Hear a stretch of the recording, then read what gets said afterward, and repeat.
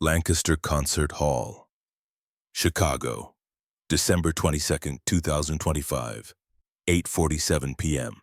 The chandeliers scattered light like fallen stars across 500 upturned faces.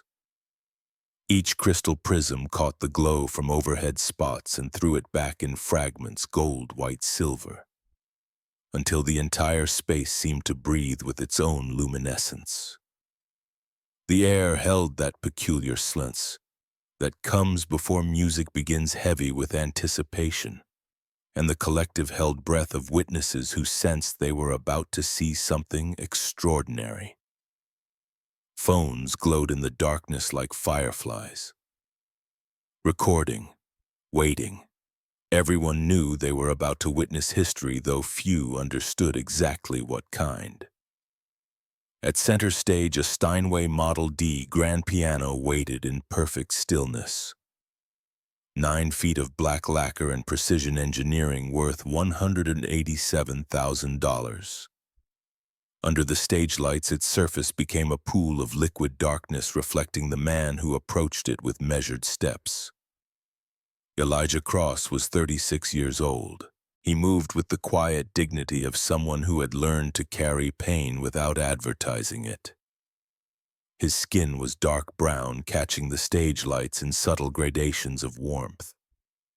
Short cropped black hair, neat and close cut. Athletic build beneath the elegant black suit that fit him perfectly because Sophia Lancaster had insisted on Savile Row tailoring, refusing to let him wear anything less for this moment. But it was his hands that told the real story. His right hand carried scars, surgical marks webbing across the palm like frozen lightning captured in flesh. Tissue that had been crushed under 1,247 pounds of stage equipment 13 years ago and rebuilt through 127 hours of surgery across 3 operations. The scar tissue caught the light differently than healthy skin. Smoother, shinier, stretched too tight over reconstructed bones and grafted nerves that would never work quite right again. Beside him walked his daughter.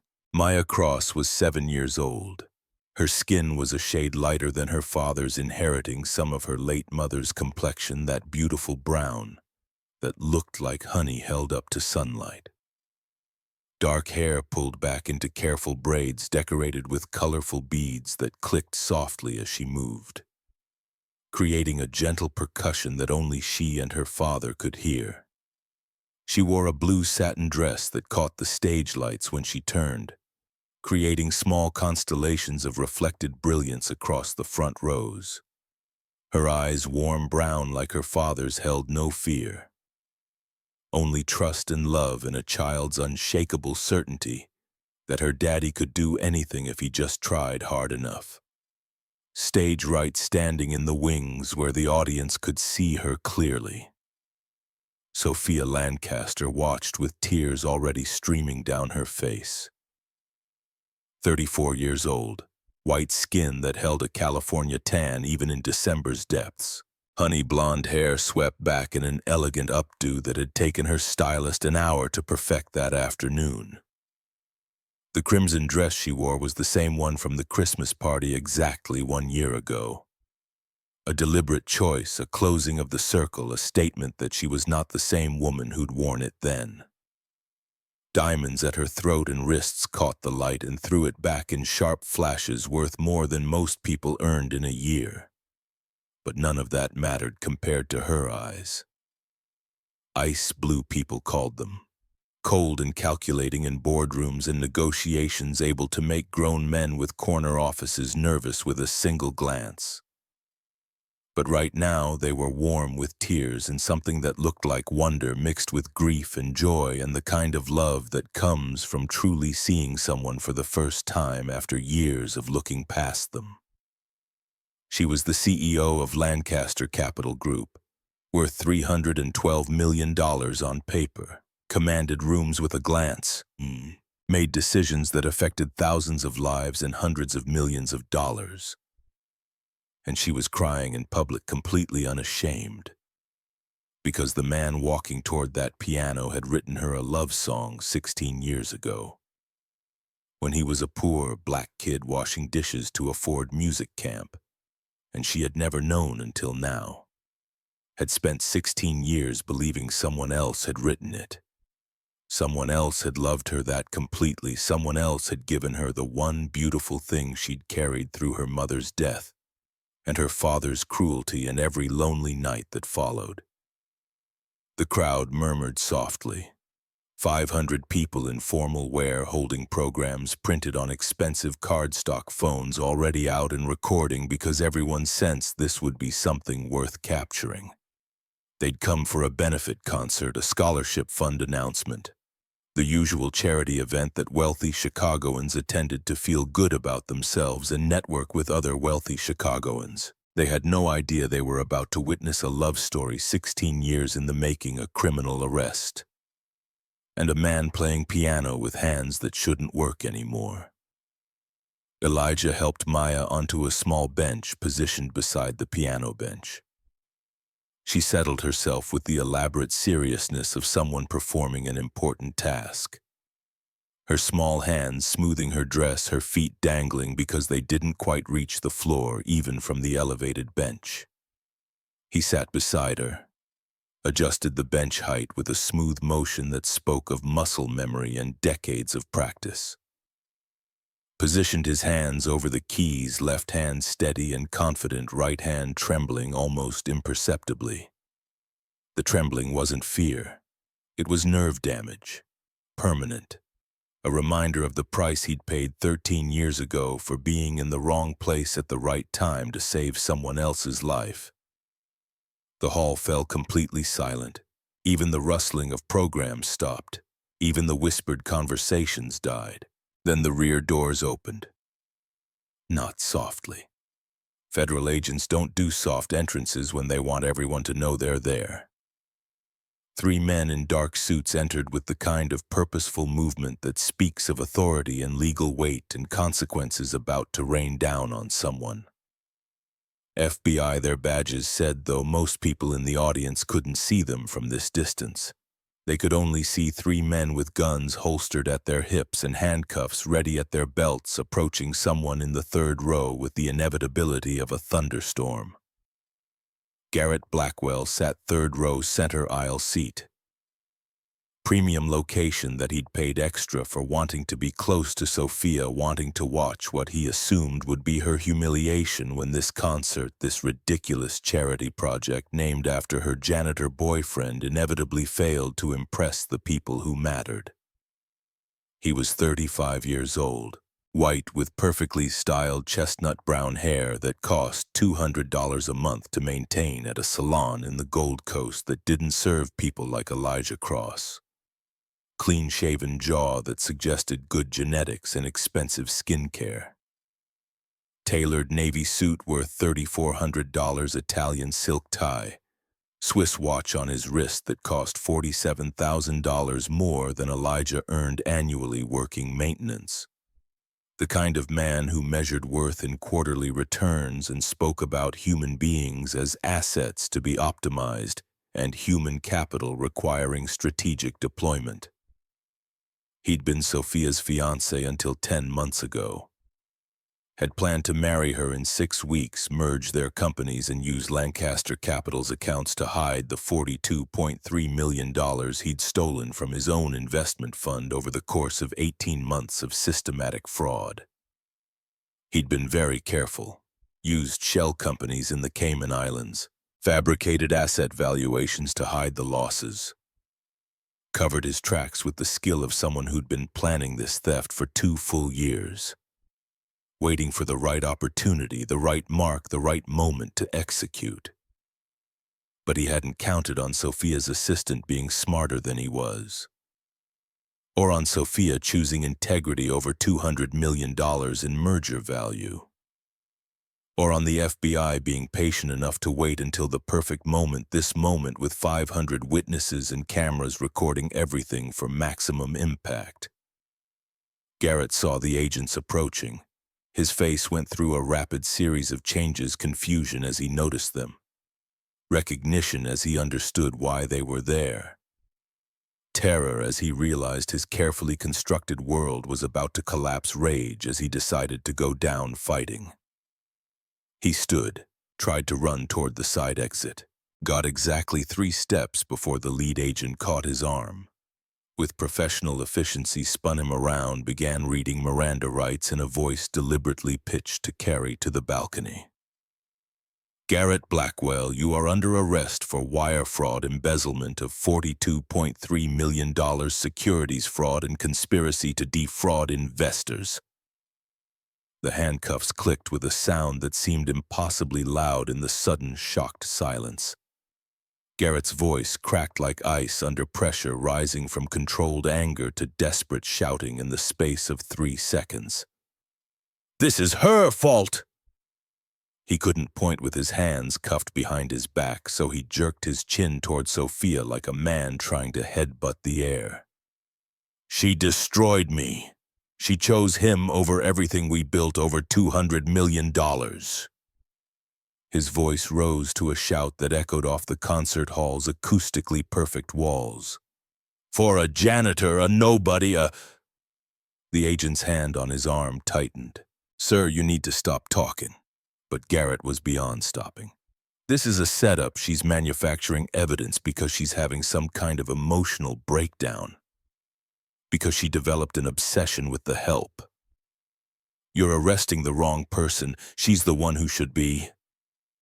The agents walked him toward the exit with professional indifference to his protests.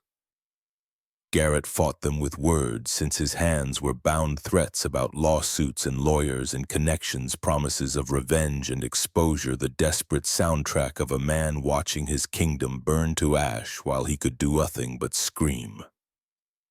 The doors closed behind him with a hollow boom that seemed to vibrate in everyone's chests. Silence rushed back in like water filling a hole. Every eye in the hall turned back to the stage, to the man sitting at the piano with his daughter beside him, waiting with a patience that suggested he'd learned long ago that rushing only breaks things. Elijah's scarred right hand moved to the keys. 500 people held their breath. The first notes emerged like rain beginning to fall, gentle, tentative, each drop distinct before the deluge. A melody that seemed to materialize from nowhere, building itself note by note into something recognizable, something that reached into the chest and squeezed. The piece was called Midnight Sonata.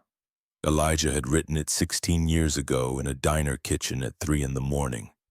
Hands wrinkled from 12 hours of dishwater, exhausted from washing pots and scrubbing floors, but unable to stop the music that poured out of him whenever he thought about the girl with blonde hair and blue eyes who smiled at everyone except the poor black scholarship kid who cleaned up after them. He'd given the melody to Dominic Vale, the confident white piano prodigy who was dating her, who'd discovered Elijah's secret one night and offered to deliver the song because he understood what it meant to love someone so much you'd give them pieces of yourself and never ask for credit or recognition or anything in return. Dominic had played it for Sophia under Wisconsin stars on a dock over a lake so still it reflected the Milky Way, and told her he'd written it just for her, poured everything he felt into those notes. 3 weeks later, Dominic died on a rain-slicked highway outside Madison. His car sliding off the road and down an embankment in a storm that came from nowhere. And the song became his legacy, his final gift to the girl he loved. The one beautiful thing that survived him. Except it had never been his song at all. Elijah's eyes closed as he played. His damaged right hand moved with a grace that shouldn't have been possible given the extent of the injury. Physical therapy had restored maybe 75% of function on good days. 80% when the weather cooperated and the pain medication was working and he'd warmed up properly. The fingers didn't spread as wide as they used to. The pinky had limited independent movement. The ring finger sometimes locked mid-motion, requiring him to compensate with his other fingers. But he'd learned to work around the limitations, to simplify passages that required more flexibility than the scarred tissue could provide. To let his left hand carry melodies his right hand couldn't quite manage anymore. To make the limitations part of the music itself, not weaknesses to hide, but honest admissions of where he'd been and what he'd survived and what still worked despite everything. The melody swelled, building from that gentle opening into something achingly beautiful. A cascade of sound that spoke of longing and loss and a love so deep it transcended words and time in the 16 years that had passed since he'd first written these notes. 43 seconds into the piece, his right hand cramped. Visibly, undeniably, the fingers seized mid-chord as damaged nerves misfired and muscles contracted involuntarily, pulling the fingers into a claw-like position that looked painful because it was. The music fractured. Several notes went missing. The rhythm stuttered like a heart skipping beats. 500 people gasped collectively, a sound like wind through tree. Maya didn't hesitate. Didn't gasp or panic or make it about her fear. She'd seen this before dozens of times in their apartment at 3 in the morning when her father thought she was sleeping. She'd watched through half-closed eyes as he practiced through pain that would make grown men weep, fighting through cramps and aches and the constant reminder that his hand would never work right again, all because he'd promised her late mother that music would stay in their lives. She reached over with her small hand, touched his shoulder. Didn't say anything because what was there to say? The touch communicated everything. I'm here. You're not alone. Keep going. I believe in you. The touch was enough. Elijah's eyes opened. He looked at his daughter sitting beside him, saw Naomi's eyes staring back at him. His wife, who'd died 3 years ago, who'd made him promise to keep fighting, keep creating, keep being the man she'd fallen in love with despite his broken hand and broken dreams. He adjusted his approach, simplified the passage his right hand had been attempting, let his left hand take over the melody while his right hand provided simpler accompaniment harmony instead of melody support, instead of leadership. The music transformed, different from what he'd originally written 16 years ago, but somehow more true, more human, more honest about the reality of broken things that still tried to make beauty. He finished the piece. The final notes hung in the air like smoke from incense, fading slowly. Silence. Absolute. Perfect. Profound. No one moved. No one breathed. The moment stretched like pulled taffy. Then Dr. Lawrence Ashford stood.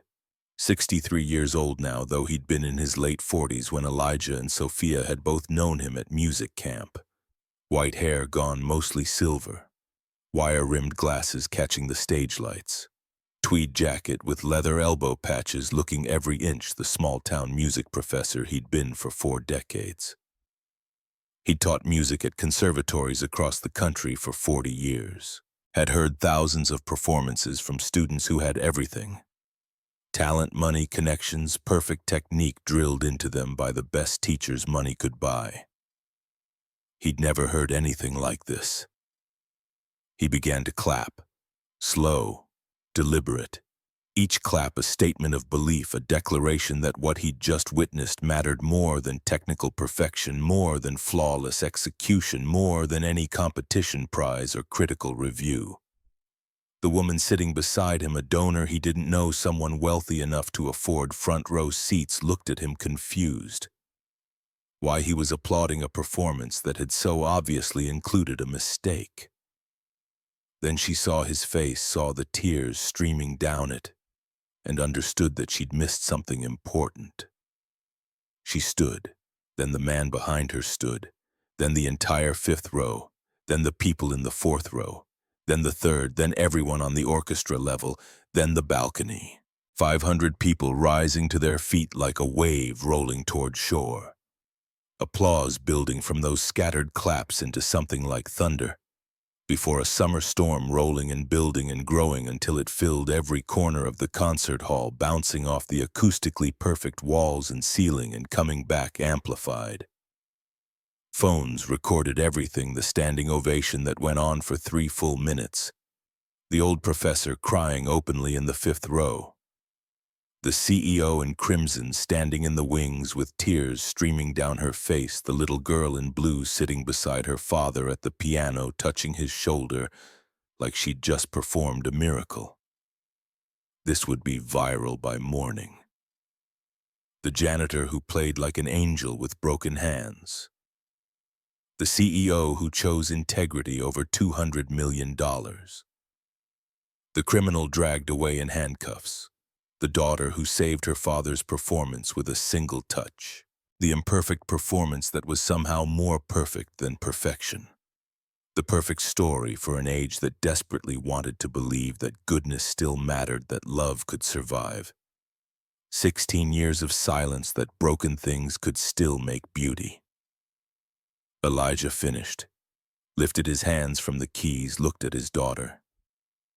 Maya smiled, the kind of smile that says everything will be okay even when nothing else does, the kind of smile her mother used to give him when he was drowning in medical debt and career loss and the terror of raising a daughter alone. The standing ovation continued. People weren't sitting back down, weren't even thinking about sitting down. This was one of those moments that demanded you stand, demanded you bear witness, demanded you acknowledge that you'd seen something true. But stories don't start at the end. They start with questions that demand answering. The image froze. Elijah and Maya at the piano, Sophia crying stage right. 500 witnesses standing. Phones lifted like torches. Everything suspended in amber, that moment before understanding changes everything. White text appeared against the darkness, the questions that would drive the next 90 minutes. How did a janitor end up here? Why is the CEO crying? What crime did the man in handcuffs commit? What happened to those scarred hands who really wrote the song? The questions hung in the air like smoke, refusing to dissipate, like prayers waiting for answers, like the first notes of a melody that demands completion. Then the screen went black and new white text appeared 12 months earlier. December 24th, 2024. 7:00 p.m. Lancaster Tower, Chicago. The building rose 60 stories above Michigan Avenue, all glass and steel, and the kind of architectural ambition that spoke of old money making itself newer, more relevant, more powerful with each passing year. Lancaster Tower housed 347 businesses, employed over 4,000 people, and generated enough revenue to fund a small developing nation's annual budget. On the ground floor, the lobby had been transformed into something from a billionaire's fever dream of what Christmas should look like. Someone with a substantial budget and absolutely no sense of restraint. The event's coordinator Sophia had hired and then ignored had turned the marble and glass space into winter spectacle. The invoice she'd approved without reading said $47,000 for decorations alone, not counting the catering or the open bar or the chocolate fountain that was technically a sculpture and therefore qualified as art installation on the expense report. White lights cascaded down 40-foot marble pillars like frozen waterfalls, each strand perfectly spaced. According to some decorator's vision, each bulb precisely calibrated to create maximum sparkle without being garish. A Douglas fir stood near the executive elevators, 25 feet tall, requiring structural engineering calculations to ensure the floor could support its 3,200-pound weight when fully decorated. The ornaments hanging from its branches cost more individually than most people spent on their entire holiday shopping. Ice sculptures melted slowly under the ambient heat of 400 bodies, their abstract shapes suggesting reindeer or angels or perhaps just expensive water in temporary solid form. The scent of pine and cinnamon and expensive champagne filled every corner, mixing with perfume and cologne, and the particular smell of wealth gathered in concentration. A chocolate fountain burbled on the dessert table, Belgian chocolate naturally, because anything less would be beneath Lancaster Capital's standards, beneath Sophia Lancaster's carefully cultivated image of excellence in all things. 400 employees mingled in mandatory festivity. The memo had been clear: attendance tracked faces, noted absence required, doctor's notes, or documented family emergencies with proof. The company valued culture and team building, which translated to show up, smile, pretend you're having fun, drink, but not too much, network with the right people, and remember that your bonus depends partly on whether Sophia Lancaster personally recognizes you as someone who contributes to the company's success.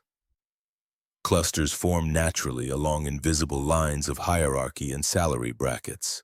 The executives gathered near the premium bar, drinking scotch that cost more per ounce than most bottles, talking about the Riverside acquisition and quarterly projections and which of them would make partner this year. The mid-level managers clustered near the dessert table, laughing at jokes that weren't particularly funny, calculating how many chocolate-covered strawberries they could eat without seeming greedy or unsophisticated. The junior staff huddled near the exits, watching the clock, waiting for the acceptable minimum attendance time to elapse, so they could escape to their actual families and actual Christmas celebrations that didn't feel like work. And then there was Elijah Cross. He moved through the crowd like water flowing around rocks, present but unnoticed, necessary but invisible, the kind of person whose labor made everything function but whom nobody thought about unless something broke. 36 years old, 6 feet tall, with an athletic build maintained through necessity rather than vanity. His job required lifting air conditioning units, climbing through access panels, crawling through spaces that hadn't been designed with human comfort in mind. Dark brown skin that caught the party lights in subtle variations of warmth. Short black hair kept neat because that's what the employee handbook required under Section 4.3, personal grooming standards for customer-facing staff. His gray work shirt had been washed so many times that the fabric was nearly transparent at the elbows, thin enough that you could see his undershirt through it if the light hit right. The Lancaster Capital logo over the breast pocket had faded from navy blue to something closer to gray, the letters barely legible after 3 years and hundreds of wash cycles. Grease stained the collar he'd spent the afternoon fixing a heating vent on the 43rd floor, lying on his back in a crawl space barely wide enough for his shoulders, breathing air that smelled of dust and old metal, and the chemical tang of whatever commercial cleaning products the night crew used. His hands told their own story if anyone bothered to look, which most people didn't. Calluses on the palms from pipe wrenches and screwdrivers, and the specific wear patterns of someone who worked with tools daily. Grease under the nails that didn't quite come out no matter how hard he scrubbed with the industrial hand soap in the maintenance department's bathroom. Cuts and scrapes in various stages of healing, hazards of the job that he'd stopped noticing years ago. And on the right hand, scars, visible even in the dim party lighting, even from a distance if you knew what to look for. Surgical scars webbing across the palm like lightning frozen in flesh, creating patterns that spoke of serious trauma and serious intervention. The kind of scarring that made doctors wince and ask what happened, that made strangers stare and then look away quickly when they realized they were staring. Most people didn't notice Elijah Cross at all. They saw the janitor, the maintenance worker, the guy who fixed their toilets when they broke and changed the light bulbs in the conference rooms and made sure the heating worked in winter. They didn't see the artist, the concert pianist who'd once had a $300,000 contract. The man whose name had appeared in regional newspapers as rising talent to watch before everything fell apart in Cleveland on a stage with faulty rigging that someone in Theodore Lancaster's accounting department had approved, because proper equipment cost $17,000 more per quarter, and that was unacceptable to shareholders. Maya held his left hand with both of hers the way she did when she was excited and trying to contain it. 7 years old. Her skin was a shade lighter than her father's. She'd inherited some of her mother's complexion, that beautiful brown that looked like honey held up to sunlight. hair pulled back into careful braids decorated with colorful beads that Elijah had learned to install through YouTube tutorials and patience. And the determination of a man who'd promised his dying wife that their daughter would never lack for care. Never lack for the small touches that said someone loved her enough to spend an hour making sure her hair looked beautiful. She wore a simple dress, navy blue with small white flowers. Secondhand from the thrift store on Roosevelt Road, price tag said $4.99 before he'd carefully removed it with scissors so Maya wouldn't feel different from the other children in their expensive holiday dresses. Her best dress, the one she wore to church on Sundays and special occasions like this. Her shoes were scuffed but polished that morning with care, black Mary Janes that were half a size too small but would have to last another 6 months until he could afford to replace them.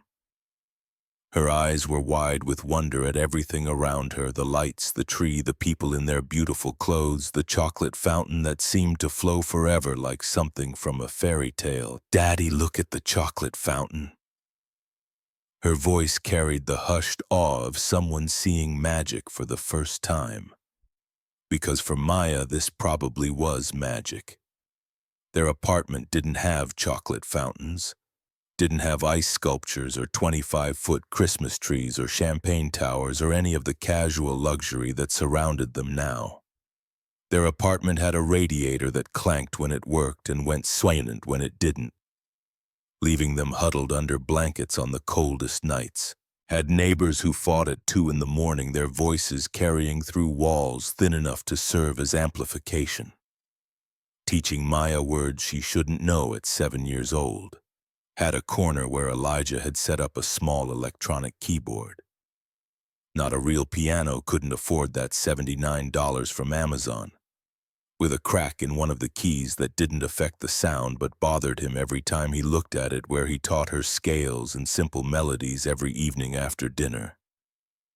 "Can I have some, Daddy, please?" Elijah looked at the chocolate fountain, looked at his daughter's hopeful face, did the mental calculation he did 100 times a day, the arithmetic of poverty that never stopped running in the back of his mind. Bus fare home was $4.50 total for both of them. Groceries for the week were budgeted at $87 and they were already at $73 with 3 days to go. The electric bill was overdue by 2 weeks and would incur a late fee if he didn't pay it by Monday. Maya needed refills on her asthma medication and insurance only covered 60%, which meant $18 out of pocket. The check engine light had come on in his car and he was hoping it was just a loose gas cap and not something that would cost hundreds to fix. A chocolate-covered strawberry wouldn't break the budget. But it represented a principle teaching Maya that not everything was available just because you wanted it, that sometimes you had to choose carefully, make decisions, live within limits that weren't fair, but were real. One piece, baby girl, piece, baby. Choose carefully. Make it count. She approached the dessert table with the gravity of a surgeon selecting instruments for a critical operation. Strawberries glistening with chocolate, apple slices, marshmallows, pretzels, all artfully arranged on tiered crystal platters that probably cost more than his monthly rent. She selected a strawberry with infinite care, her small fingers hovering over several options before committing. Held it under the cascading chocolate with her tongue caught between her teeth in concentration, making sure it was completely coated. Brought it to her mouth and ate it with her eyes closed, savoring every molecule of flavor, making it last, making it count. Elijah watched her with love that physically hurt a pain in his chest that never quite went away. Fierce and protective and tinged with the specific guilt that sat on him like a stone he couldn't cough up. Guilt that he couldn't give her what these other children had. Couldn't afford private schools where teachers knew every student's name. Couldn't provide music lessons with certified instructors instead of YouTube videos. And his own damaged teaching couldn't buy her Christmas presents that didn't come from clearance racks and careful budgeting and the layaway plan at Target. But she had music. He'd promised Naomi. On her deathbed, when the cancer had stolen everything but her voice in those final hours, she'd made him swear it. Keep music in our daughter's life. Don't let your pain poison her chances. Promise me, Elijah. Promise me. The memory was a knife that never dulled, that cut fresh every time he touched it. 3 years since his wife died. 3 years since the breast cancer stage 3.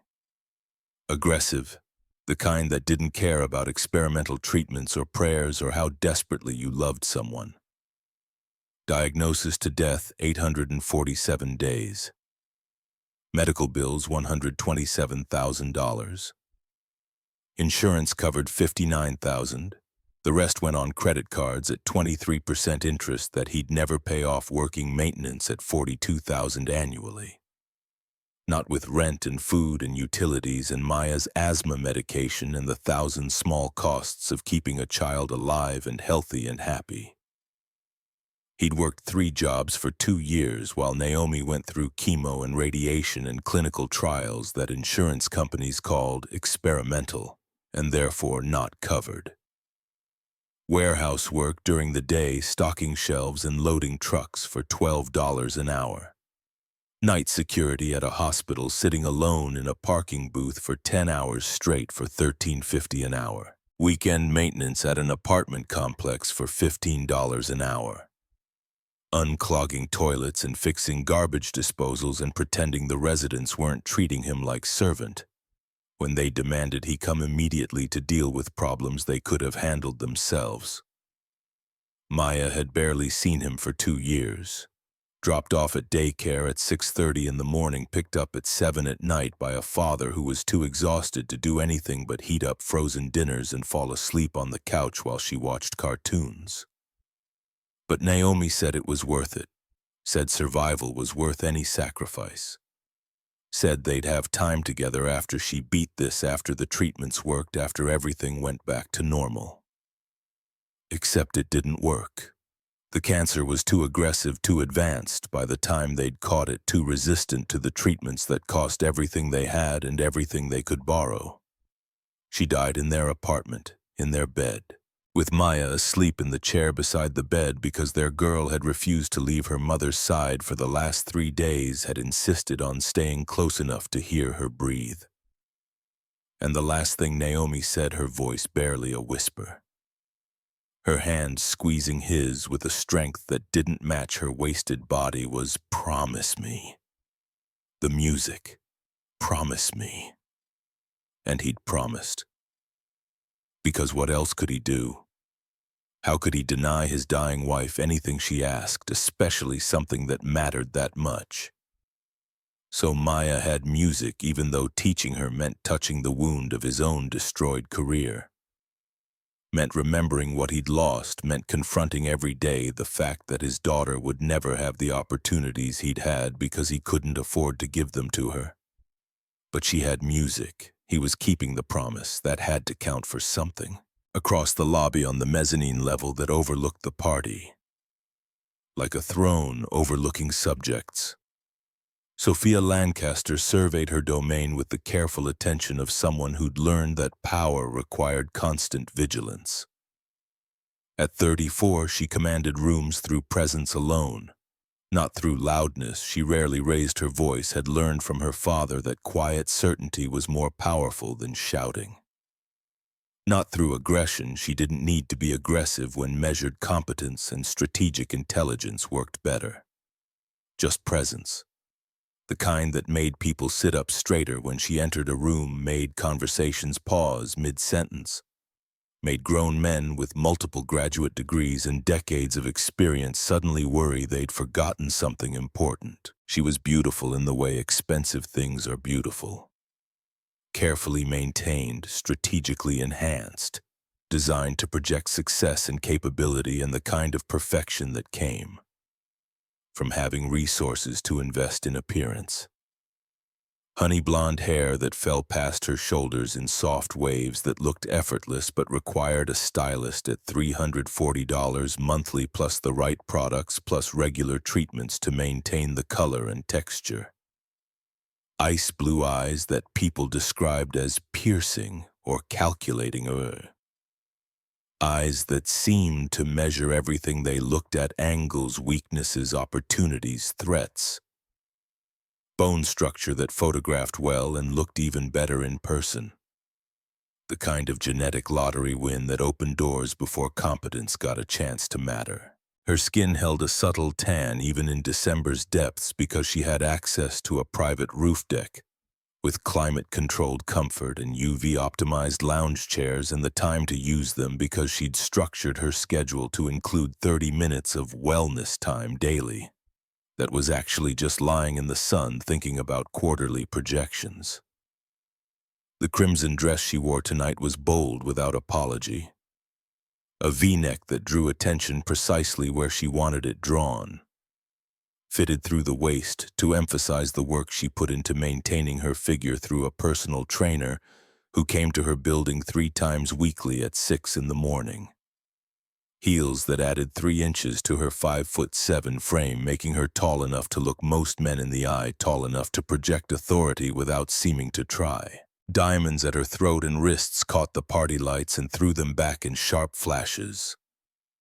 Not her mother's jewelry, because her mother had died when Sophia was 12, and her father had sold everything within 6 months rather than let sentiment interfere with asset optimization and capital reallocation. She held a glass of champagne she hadn't touched. Standing at the mezzanine railing, one hand on the brass rail, the other holding the glass.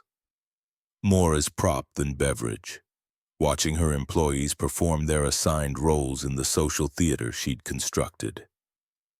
Rachel Porter appeared at her elbow with the swint efficiency of someone who'd learned to anticipate needs before they were voiced.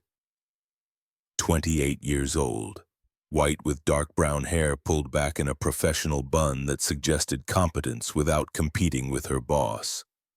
Dressed in a charcoal gray pantsuit that said, "I'm good at my job," without trying to say, "Look at me." She carried a tablet like a shield, her defense against the world.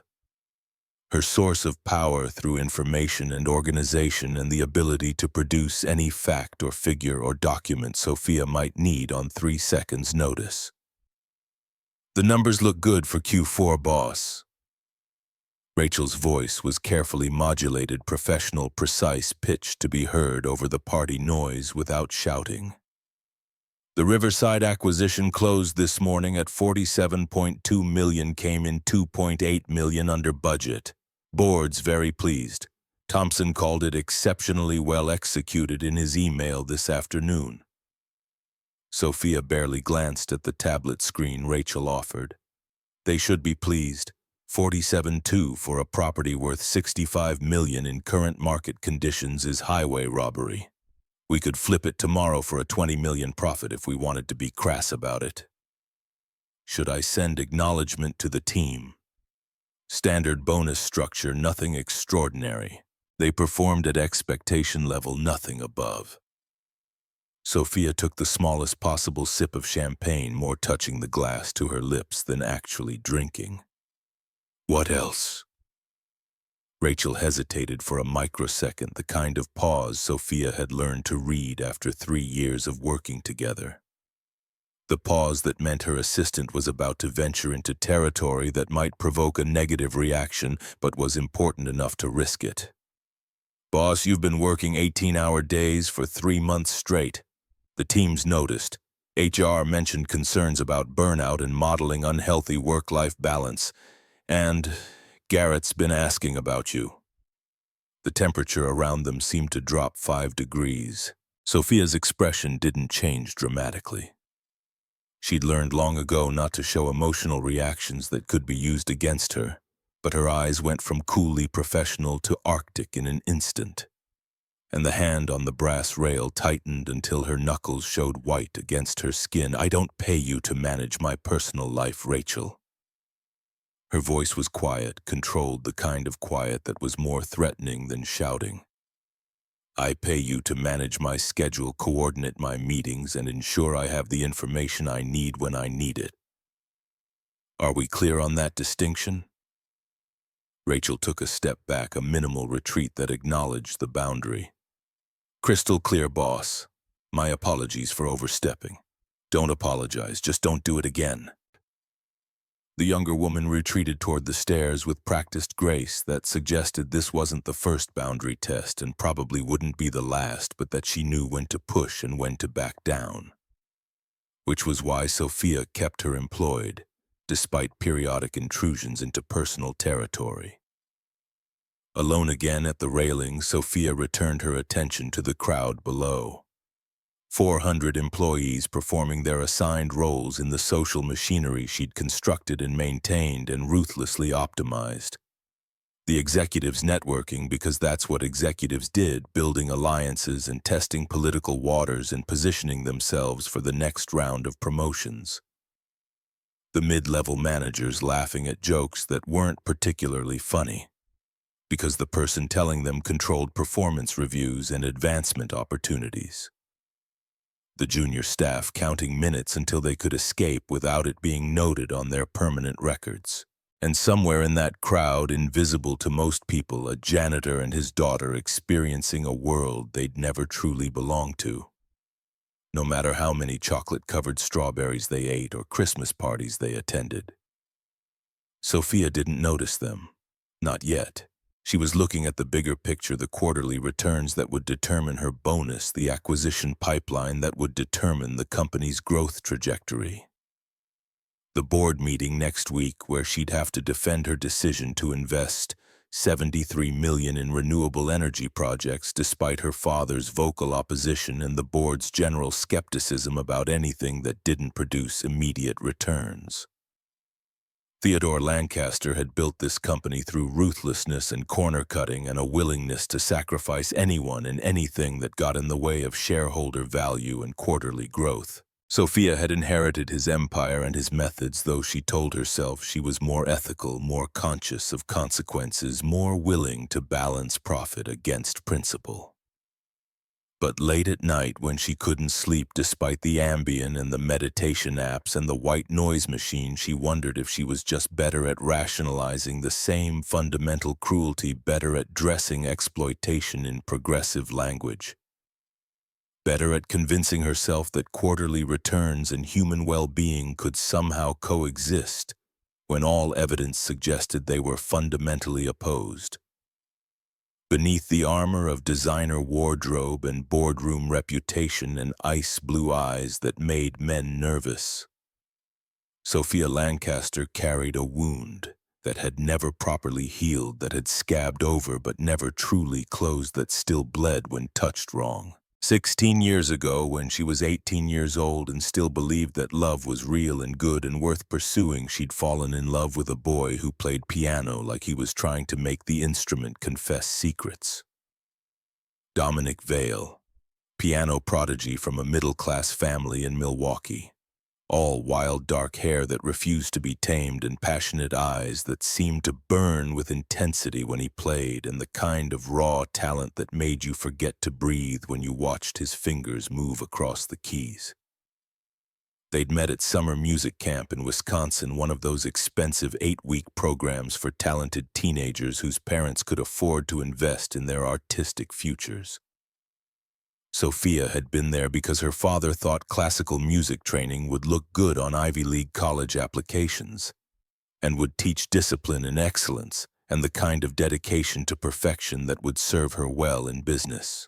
Dominic had been there on partial scholarship, his tuition paid partly by his parents' second mortgage and partly by a foundation that recognized genius regardless of bank balance. He'd written her a song, or so she'd thought. Called it Midnight Sonata, played it for her one night under stars so bright they seemed close enough to touch on a dock over a lake so still it reflected the Milky Way in perfect detail. Whispered that the song held everything he felt, but couldn't say in words, everything he wanted to give her but didn't have language for everything their future could be, if she'd just trust him and trust the music and trust that love was enough. She'd cried that night. Happy tears, the kind that came from being seen and loved and chosen by someone who seemed to understand her better than she understood herself. They'd kissed under those impossible stars, and Sophia had really believed with her whole 18-year-old heart that this was the beginning of forever, that she'd found the one person who would never leave her the way her mother had left her 6 years earlier. When an aneurysm exploded in her brain between the roses and the tulips in the garden. 3 weeks later, police officers stood on her parents' doorstep in the expensive suburb north of Chicago. Hats in hand, faces carefully neutral in the way that police faces got when they were about to destroy someone's world. Miss Lancaster, there's been an accident. Dominic Vale was killed when his vehicle left Route 12 during heavy rain and struck a tree. He was pronounced dead at the scene. We're so very sorry for your loss. The song had died with him, or so Sophia believed for the next 16 years. She'd never heard it played again, never sought out recordings because there were none. Dominic had never written it down, never performed it publicly. It existed only in her memory and in the recording she'd made on her phone that night on the dock, battery dying, audio quality terrible, but enough to remember, enough to hold on to when everything else felt like it was slipping away. She'd forbidden herself from listening to music the way she once had, with her whole heart, with vulnerability, with the willingness to let it transport her somewhere beyond spreadsheets and quarterly returns and the careful performance of competence. Music became background noise, elevator music, something to ignore rather than embrace, because if she let herself feel it too deeply, the grief that had been waiting for 16 years would swallow her whole and she'd never climb out. So she built walls instead, measured worth in dollars and market share and titles and all the things that couldn't die in car accidents, or abandon you for aneurysms, or ask you to feel anything beyond professional excellence. And she accepted Garrett Blackwell's proposal 6 months ago, because marriage to another CEO made strategic sense. Their combined companies would create market dominance in commercial real estate development. And love was for people who couldn't afford better options or hadn't learned yet that emotions were just chemical reactions that could be managed through proper discipline and focus. Maya's bright voice cut through Sophia's thoughts like a bell ringing across water. The child had wandered away from her father, not far, just to the dessert table drawn by the chocolate fountain, like every other child at the party. Like a moth to flame or a ship to lighthouse or any other metaphor for irresistible attraction. She was reaching for a chocolate-covered strawberry on the top tier of the crystal platter.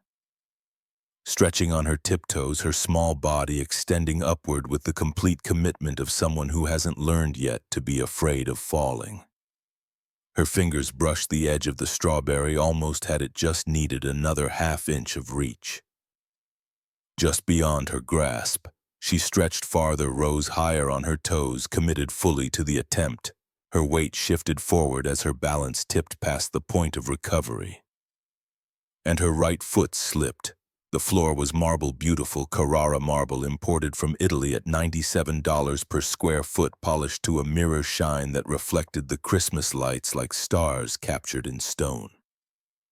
Beautiful, expensive, slippery when wet. Someone had spilled champagne. Not much, just a small puddle near the dessert table. No one had bothered to tell anyone. Why would you interrupt your networking to worry about something a janitor would eventually clean up? These things handled themselves if you just waited long enough. Maya's foot went out from under her like she'd stepped on ice.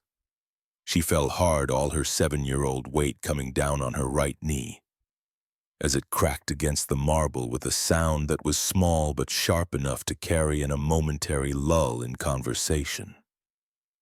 The sound was like a branch snapping, like ice breaking, like something delicate meeting something impossibly hard.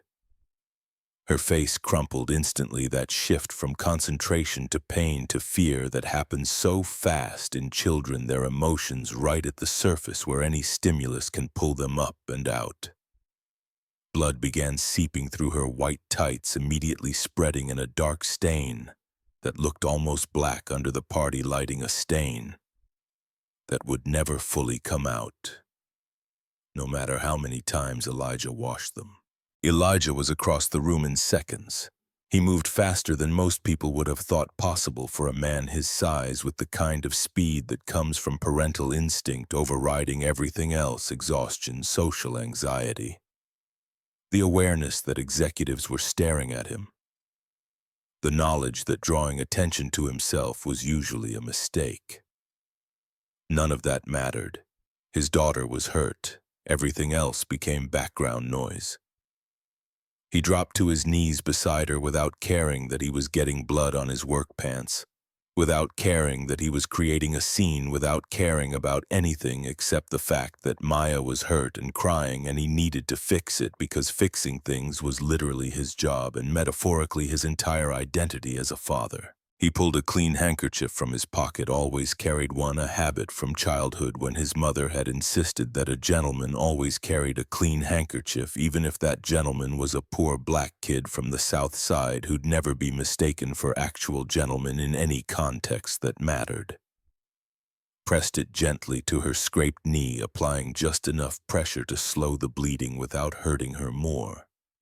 His voice dropped to that low, soothing register he used when she woke from nightmares about mommy not being there anymore, when she had asthma attacks in the middle of the night, when the world felt too big and scary and she needed to hear her daddy's voice saying everything would be okay. "Hey, sweetheart, daddy's got you. You're okay, just a little scrape. We'll fix it. You're so brave, baby girl, so brave. We'll get you cleaned up and it'll be like new. I've got you. Daddy's got you." Maya's sobs quieted to hiccups as he held her, as his broad hand cradled the back of her head and drew her close to his chest so she could hear his heartbeat steady and strong. The same heartbeat she'd heard as a baby when he rocked her to sleep at 3 in the morning.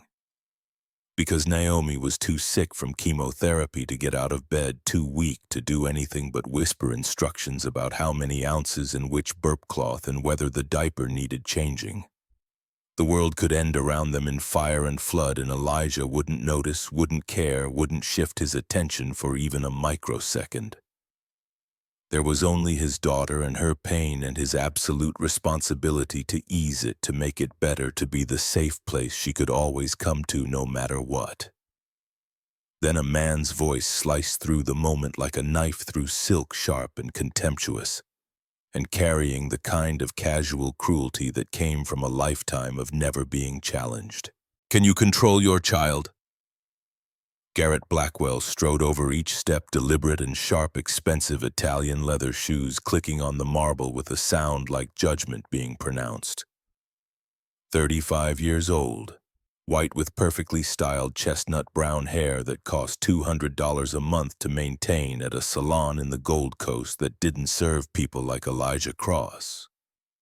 That probably had never served people like Elijah Cross in its entire 15-year history. Clean-shaven jaw that suggested good genetics and expensive skincare products, and the kind of professional grooming that required both money and time. Tailored Navy suit that probably cost $3,400 if you knew where to look for the signs of bespoke tailoring. Italian silk tie, Swiss watch on his wrist that cost $47,000 more than Elijah earned in an entire year working maintenance. He was Sophia's fiancé, or rather, he was the man her father had chosen for her to marry, the merger disguised as matrimony, the strategic alliance wrapped in white tulle and wedding vows that meant nothing to either party except on balance sheets and in board presentations. 6 weeks from now, February 7th, 2025, they'd stand before 300 guests at the Four Seasons Ballroom and exchange vows about love and honor and cherishing, and everyone in attendance would know it was performance theater. The social machinery of wealth maintaining itself through strategic coupling. Love had nothing to do with it. Love was for people who couldn't afford better strategies or hadn't learned yet that emotions were just obstacles to optimal decision-making.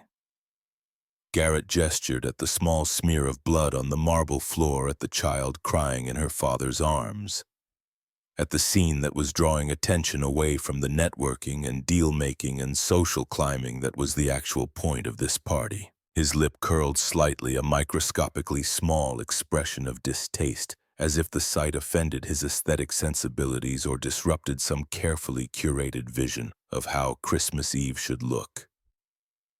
"This is a corporate event, not a daycare center." His voice carried deliberately, making sure people nearby could hear, making sure the hierarchy was clear, making sure everyone understood their place in the social order. "If you can't afford a babysitter, maybe you shouldn't have brought her. There are appropriate venues for children, and this isn't one of them." Elijah's jaw tightened, muscles bunching beneath his dark skin. The handkerchief in his hand pressed to Maya's knee absorbed her blood, while his other hand tightened into a fist, then deliberately relaxed, because he'd learned a long time ago that showing anger, that expressing the rage that lived in him like a second heartbeat, only made things worse, only gave people excuses to dismiss him or fear him or call security. But his voice stayed level when he spoke. Calm, controlled, the kind of calm that came from years of practice swallowing fire, years of keeping his face neutral, while supervisors berated him for problems that weren't his fault. Years of accepting disrespect with grace because fighting back meant losing his job. And losing his job meant Maya didn't eat, and didn't have health insurance, and didn't have the stability she desperately needed. "She's 7 years old. She slipped on something wet that someone spilled and didn't bother reporting. It was an accident. Children have accidents. It's normal. An accident that wouldn't have happened if you knew your place." Garrett's eyes raked over Elijah's work clothes with undisguised contempt. The kind of contempt that didn't need to be spoken but came through anyway, in the curl of the lip, the narrowing of the eyes, the slight lean backward, as if proximity to someone in a janitor's uniform might be contagious or degrading. "Your maintenance staff. There's a staff entrance on the loading dock for a reason. This party is for employees who actually contribute to company value, who generate revenue, who matter in the operational sense. Not for..." He paused, as if searching for polite phrasing for something inherently rude.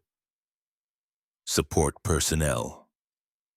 Maya's bottom lip trembled as she looked up at her father, and even at 7 years old she was starting to understand that something was wrong here. That the nice man in the expensive suit was being mean to her daddy, in a way she didn't fully comprehend, but could feel in the tension of her father's arms and the silence of the people around them and the way everyone was pretending not to watch while absolutely watching.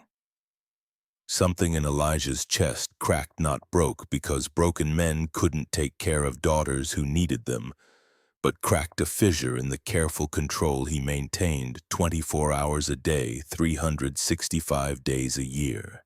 He opened his mouth to respond, to say something, to defend himself or his daughter, or just to push back in some small way against this casual cruelty, this public humiliation, this reminder that the world was divided into people who mattered and people who didn't, and he and Maya were firmly in the latter category.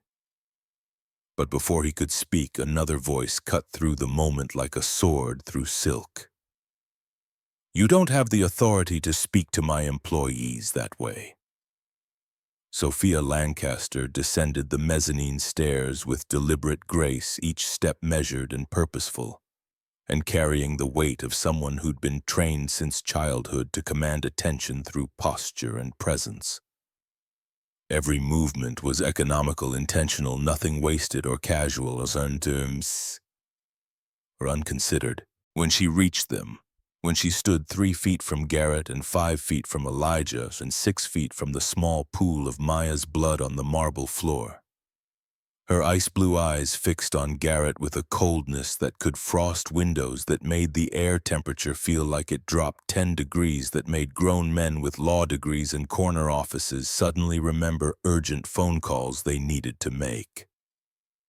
Her voice was quiet when she spoke, controlled, but it carried across the lobby, and the sudden silence carried to all 400 witnesses who'd stopped pretending not to watch and were now openly staring at the drama unfolding by the dessert table.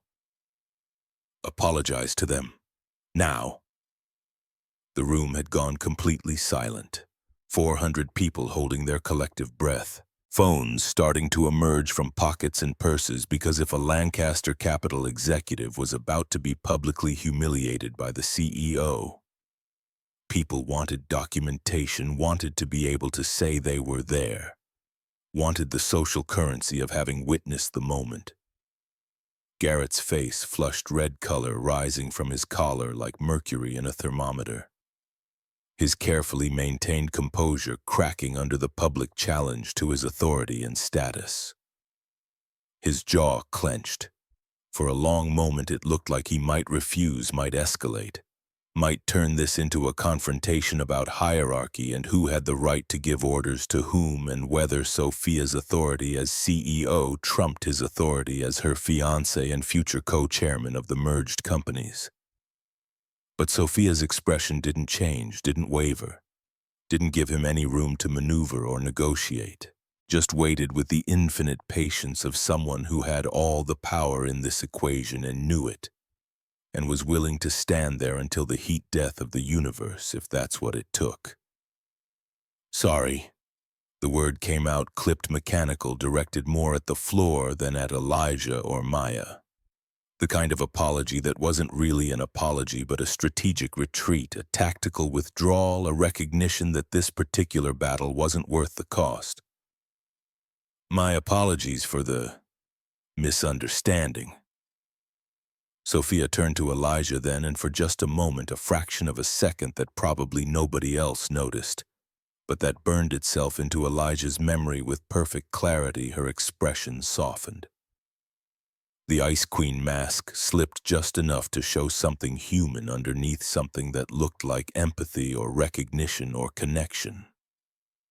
She looked at the way he held his daughter, the care in his scarred hands, the protective fury barely restrained in the set of his shoulders, the blood on his pants that he didn't seem to notice because his daughter's pain mattered infinitely more than his dignity. She saw something that felt dangerously close to recognition, though she couldn't name. Why couldn't identify the source of the feeling? Just a sense of familiarity, like déjà vu. Like looking at a photograph of someone you'd known in another life. In my building, we don't measure people's worth by their job title.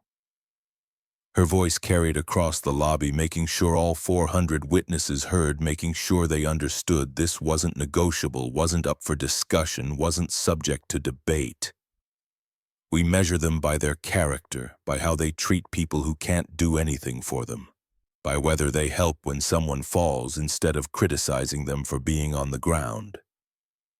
She looked back at Garrett, her expression hardening again. And right now, Mr. Blackwell, your character is seriously lacking. Then she turned back to Elijah, and her voice softened again, became almost gentle.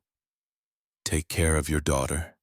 There's a first aid kit in the executive lounge on the 5th floor.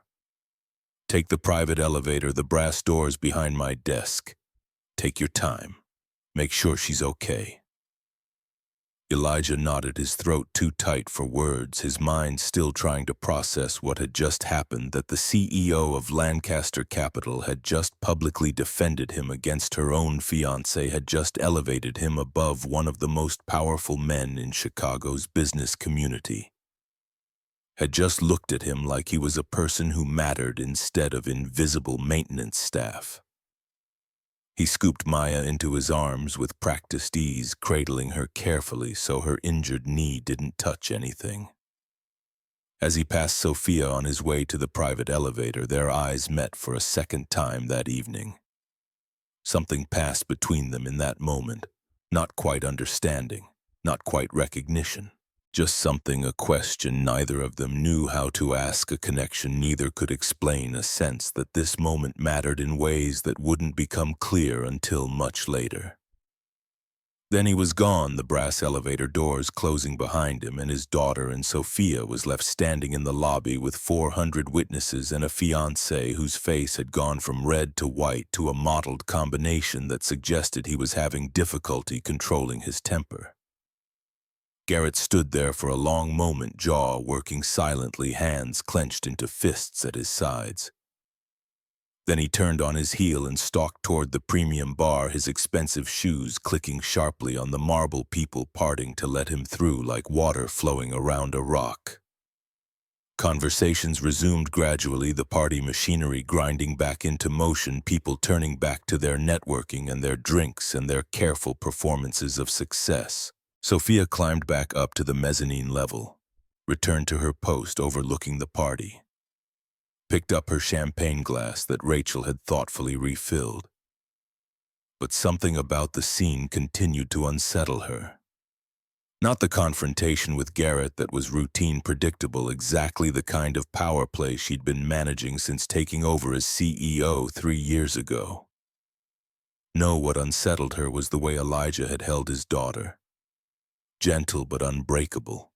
The kind of love that would burn down the world to keep a child safe. The kind of love that didn't calculate cost-benefit ratios or measure return on investment, or consider strategic implications. Just pure, fierce, uncomplicated devotion. It reminded her of some feeling from a lifetime ago when love had seemed simple and true and worth pursuing. She shook her head, took a sip of champagne she didn't taste, pushed the feeling away. There was work to do. Always more work to do. Quarterly projections to review. Acquisition targets to evaluate. A board meeting next week where she'd have to defend decisions her father would have never made. The feeling would pass. Feelings always did if you ignored them long enough. An hour and 7 minutes later, Elijah and Maya returned to the party. Maya's knee was properly bandaged now, white medical gauze visible under fresh white tights that Rachel Porter had somehow produced from her seemingly bottomless bag of solutions to problems. Her spirits had been restored by hot chocolate made with real cream and Belgian chocolate shavings, and by cookies that came from a bakery that probably charged more per cookie than Elijah's hourly wage, and by the kind attention of Rachel, who'd sat with her in the executive lounge and talked to her like she was a person instead of an inconvenient child. She tugged Elijah toward the piano, her small hand wrapped around 2 of his fingers, pulling with the insistence of someone who'd decided what she wanted and wasn't going to be dissuaded. "Daddy, can you play, please, just one song so I can sleep? You always say music helps me sleep." The piano sat in the corner of the lobby, a vintage Steinway grand that usually sat covered and silent, more decorative than functional part of the building's aesthetic vocabulary, old money classical elegance. The kind of detail that suggested cultivation without requiring actual use. But tonight someone had removed the dust cover, propped open the lid, created an impromptu performance space that had attracted a small crowd of tipsy employees. A man from the accounting department, mid-40s, balding tie, loosened after 3 glasses of wine, sat at the bench, playing 3 chords in sequence with more enthusiasm than skill. People had gathered around him laughing, making requests for songs he couldn't play. Applauding his attempts anyway because alcohol made everything more entertaining. Elijah hesitated, his body physically pulling back even as Maya pulled forward. He hadn't played publicly in years, not since the accident. God, the accident. The memory rose up like bile burning on the way up, impossible to swallow back down. Flashback. Cleveland. November 14th, 2012, 7:47 p.m. The theater smelled of new paint and old wood and possibility. Elijah had arrived early for rehearsal, carrying his sheet music in a leather folder his mother had saved for 3 months to buy him, wearing the new suit he'd bought specifically for this tour, the first suit he'd ever owned that wasn't secondhand. The first time his name would appear on professional posters, the first time he'd be paid to do the thing he loved most. 23 years old. Fresh contract with Lancaster Productions, a subsidiary of Theodore Lancaster's entertainment division. Though Elijah hadn't made the connection to Sophia yet, hadn't known that the company paying him $300,000 for a 20-city regional concert series was owned by the father of the girl he'd loved from afar 5 years earlier. His first professional performance. The beginning of everything he'd dreamed about since he was 8 years old, and his mother had taken him to a free concert in the park, and he'd watched a man make a piano sing and decided that's what he wanted to do with his life. The stage crew had been setting up lighting rigging above the stage. Heavy equipment, trusses, theatrical lights, cables, counterweights. Half a ton of metal and glass and electrical components suspended 40 feet above the stage floor by bolts and cables and truss. Truss that was misplaced. The metal groaned. A sound like the earth sighing, like steel under stress, like something fundamental giving way. Nobody heard it over the orchestra tuning in the pit. Nobody except Elijah, who'd spent enough time in theaters to know that sound meant something was wrong, meant metal was failing, meant someone was about to get hurt. He looked up, saw the truss shifting bolts that had been stressed past their safety margins, pulling free from the mounting brackets. Saw metal fatigue in the welds, saw cracks spreading through structural members. Saw death swinging down from the ceiling. The bolts had been stressed past safety limits because someone in Theodore Lancaster's accounting department had decided that proper equipment with appropriate safety margins cost $17,000 more per quarter than substandard equipment that met minimum code requirements. And $17,000 times 4 quarters times 6 regional theaters was $408,000 that could be redirected to executive bonuses and shareholder dividends. The young cellist sat directly beneath. 19 years old, white girl from Juilliard, accepted on full scholarship, first professional gig, red hair pulled back in a careful bun, wearing a black dress that her roommate had lent her because she couldn't afford concert attire yet. Tuning her instrument with headphones and completely absorbed in the music, completely oblivious to the death swinging down toward her head. The truss let go. Half a ton of equipment. Lights, cables, steel, crossbeams, electrical components. Falling like God's judgment, like physics making its final argument, like the universe correcting an imbalance. Elijah didn't think. Thinking takes time, and he had maybe 2 seconds between seeing the bolts fail and impact with the stage floor. He moved on instinct and the kind of reflexes that came from growing up in a neighborhood where awareness meant survival and hesitation meant consequences. He shoved the cellist. Hard. Sent her sprawling into the orchestra pit, safe. Tried to pull back to get clear himself, to retreat from the falling equipment. Wasn't fast enough. The truss caught his right hand, crushed it against the stage floor with 1,247 pounds of force concentrated on the small bones of his hand. The sound was like stepping on a bag full of eggshells wrapped in wet cloth, a wet, crunching snap that his brain couldn't quite process as the sound of his own bones being pulverized. Pain came later. First there was just pressure, immense, impossible pressure, like his hand was being pressed in a vice that kept tightening beyond any reasonable limit. Then the wet heat of blood spreading under his palm, soaking through his new suit jacket that he'd never be able to wear again. Then screaming his own screaming, he realized after several seconds a sound he'd never made before and hoped never to make again. The paramedics arrived, gave him morphine that turned the world soft at the edges, made the pain recede to something observable rather than all-consuming. Cut away his new suit jacket with trauma shears to access the damage. One of the paramedics, a woman with kind eyes and 20 years of experience, looked at his hand, then looked away quickly, her professional composure cracking for just a moment. That's when Elijah knew. Not broken, destroyed. 3 surgeries over 6 months. First surgery, stabilization, cleaning out bone fragments, setting what could be set. Second surgery, nerve grafts, taking healthy nerve tissue from his forearm and splicing it where nerves had been severed.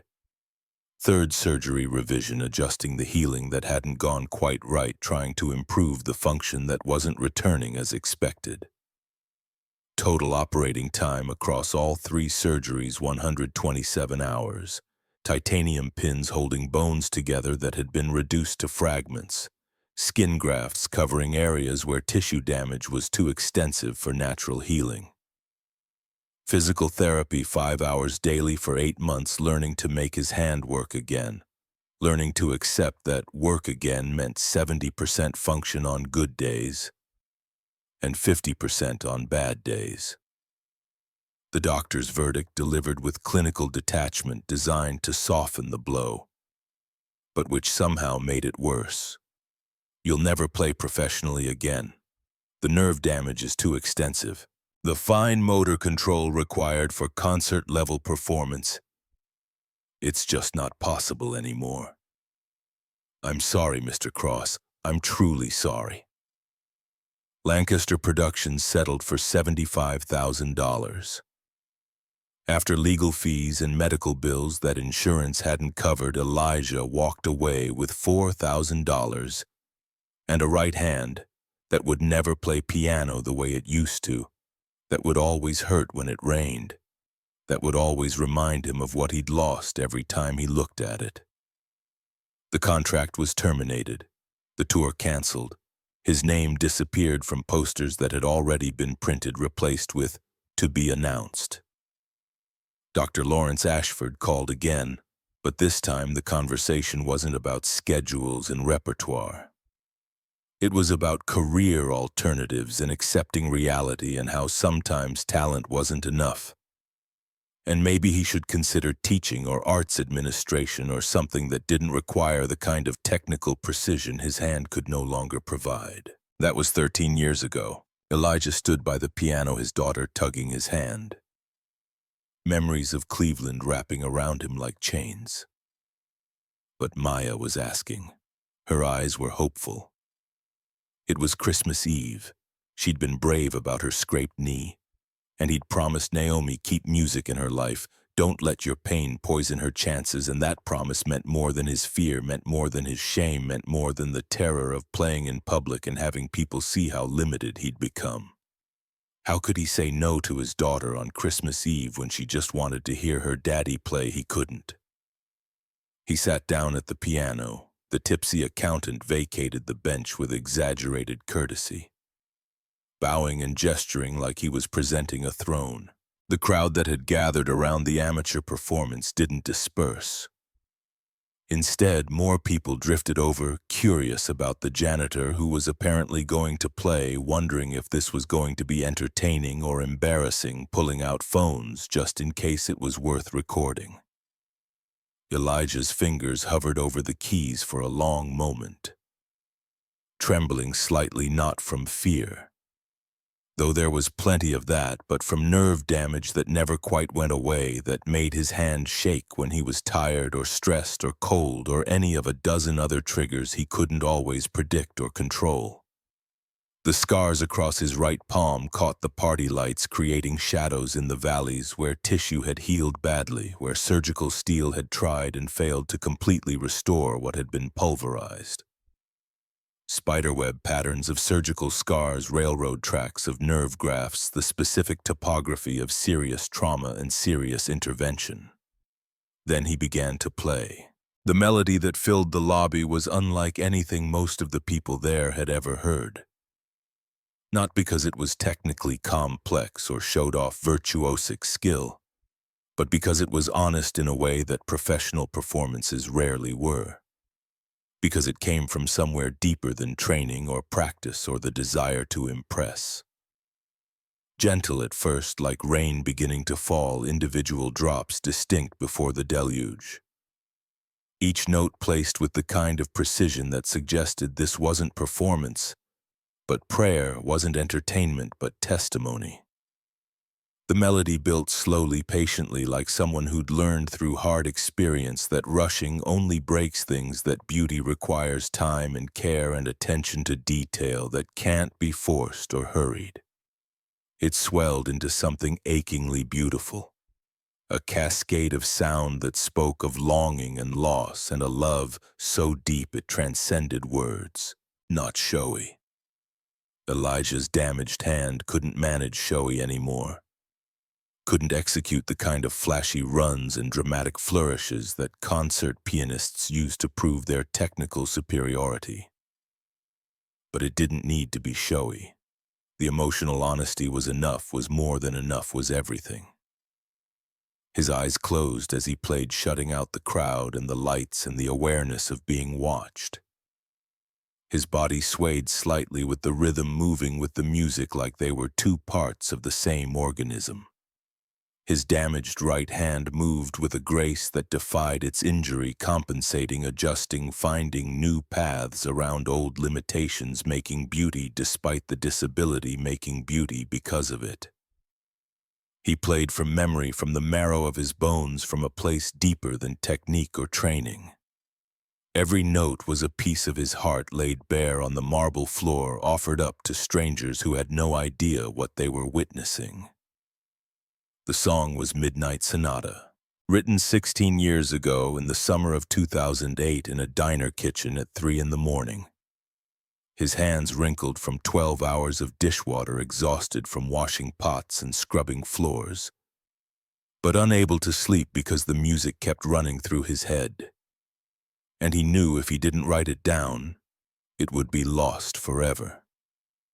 Written for a girl with honey blonde hair and ice blue eyes who laughed at everyone's jokes except his, because he'd never worked up the courage to speak to her who dated Dominic Vale, because Dominic was confident and talented and white, and belonged in her world in ways Elijah never could.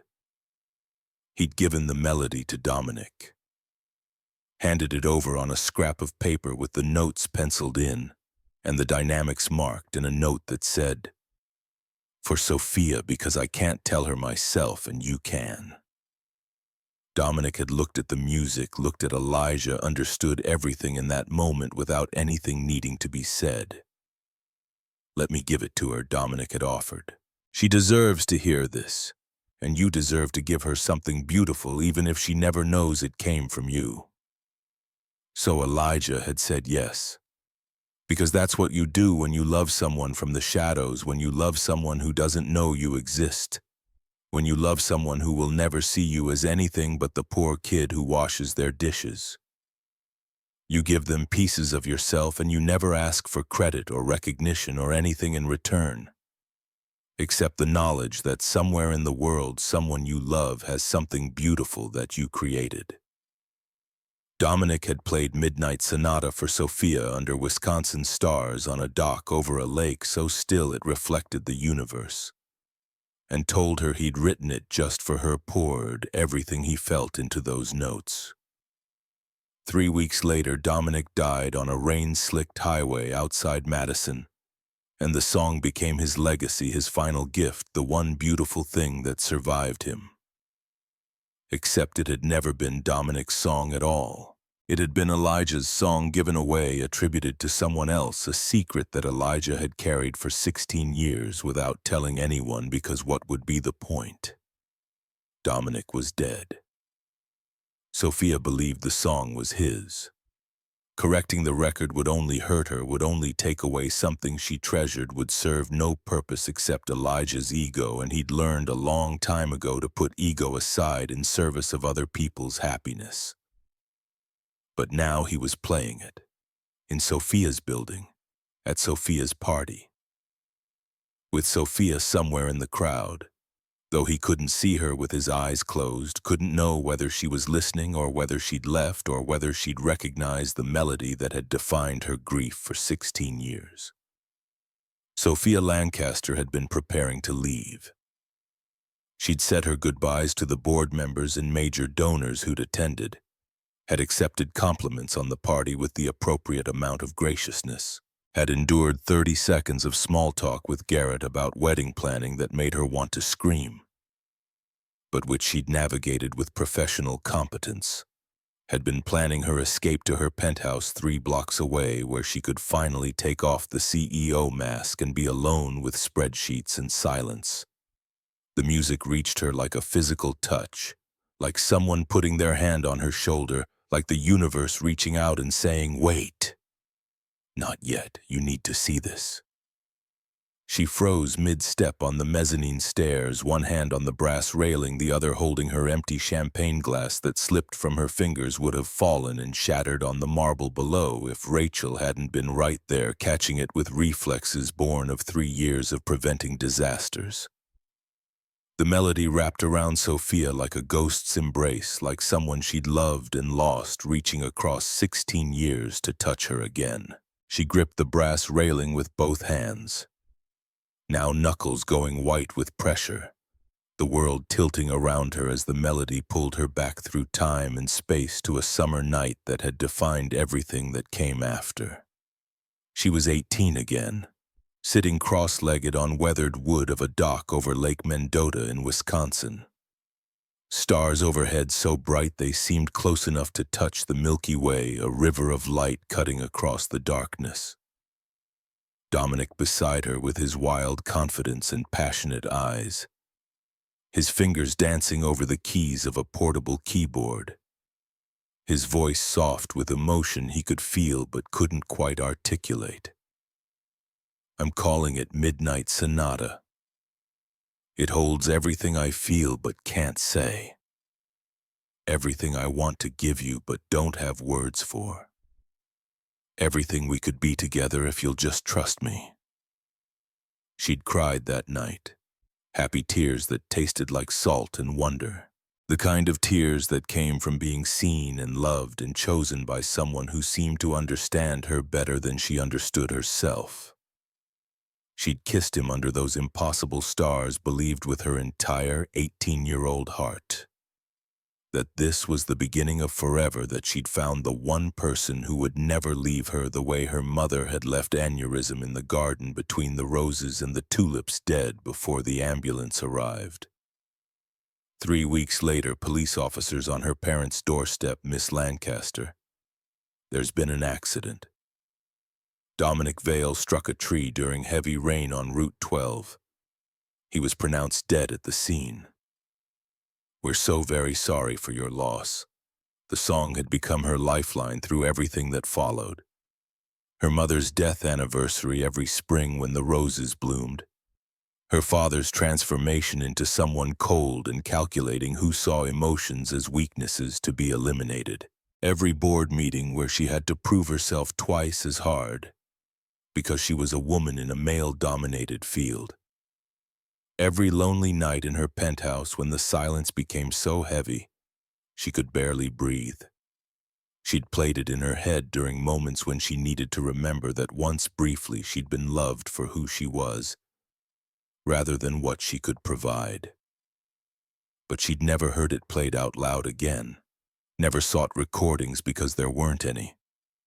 Dominic had never written it down, never performed it publicly. It existed only in her memory and in that terrible quality phone recording she'd made that night on the dock. But now someone else was playing it. Every note, every pause, every aching phrase exactly as Dominic had played it 16 years ago. The same tempo, the same dynamics, the same subtle rubato in the second verse that made the melody breathe. Everything exactly right, exactly perfect, exactly impossible. Her vision blurred as tears filled her eyes and spilled over, running down her cheeks and ruining the makeup that had taken 40 minutes that morning, creating tracks through foundation and mascara that she didn't care about, didn't even notice. Around her, guests murmured appreciation. That's beautiful. Who is that playing?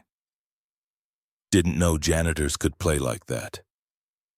Someone record this, completely oblivious to the fact that Sophia Lancaster's carefully constructed world had just been torn apart at the seams. How could this stranger, this janitor she'd defended an hour ago, whose name she barely remembered, know? Dominic's song, the song that Dominic had written just for her. the song that no one else knew, the song that had died with him on that rain-slicked highway. How was this possible? She descended the stairs on legs that didn't quite work right, drawn toward the piano like someone magnetized, like metal pulled toward lodestone, like a ship pulled toward shore. The crowd parted to let her through without quite knowing why, responding to something in her face or her body language or the intensity of her need to get to the piano to see who was playing, to understand what was happening. Elijah finished the piece. The final notes hung in the air like incense smoke, fading slowly into silence that felt holy, somehow sacred, like the moment after a prayer when you're waiting to see if God will answer. He opened his eyes and found the CEO standing 3 feet away. Her face was pale, bloodless, like she'd seen a ghost or received terrible news or had some fundamental truth shattered. Her ice blue eyes were swimming with tears that made them look more gray than blue, made them look human instead of calculating. Her chest rose and fell with breaths that seemed to cost her something, that seemed to require deliberate effort.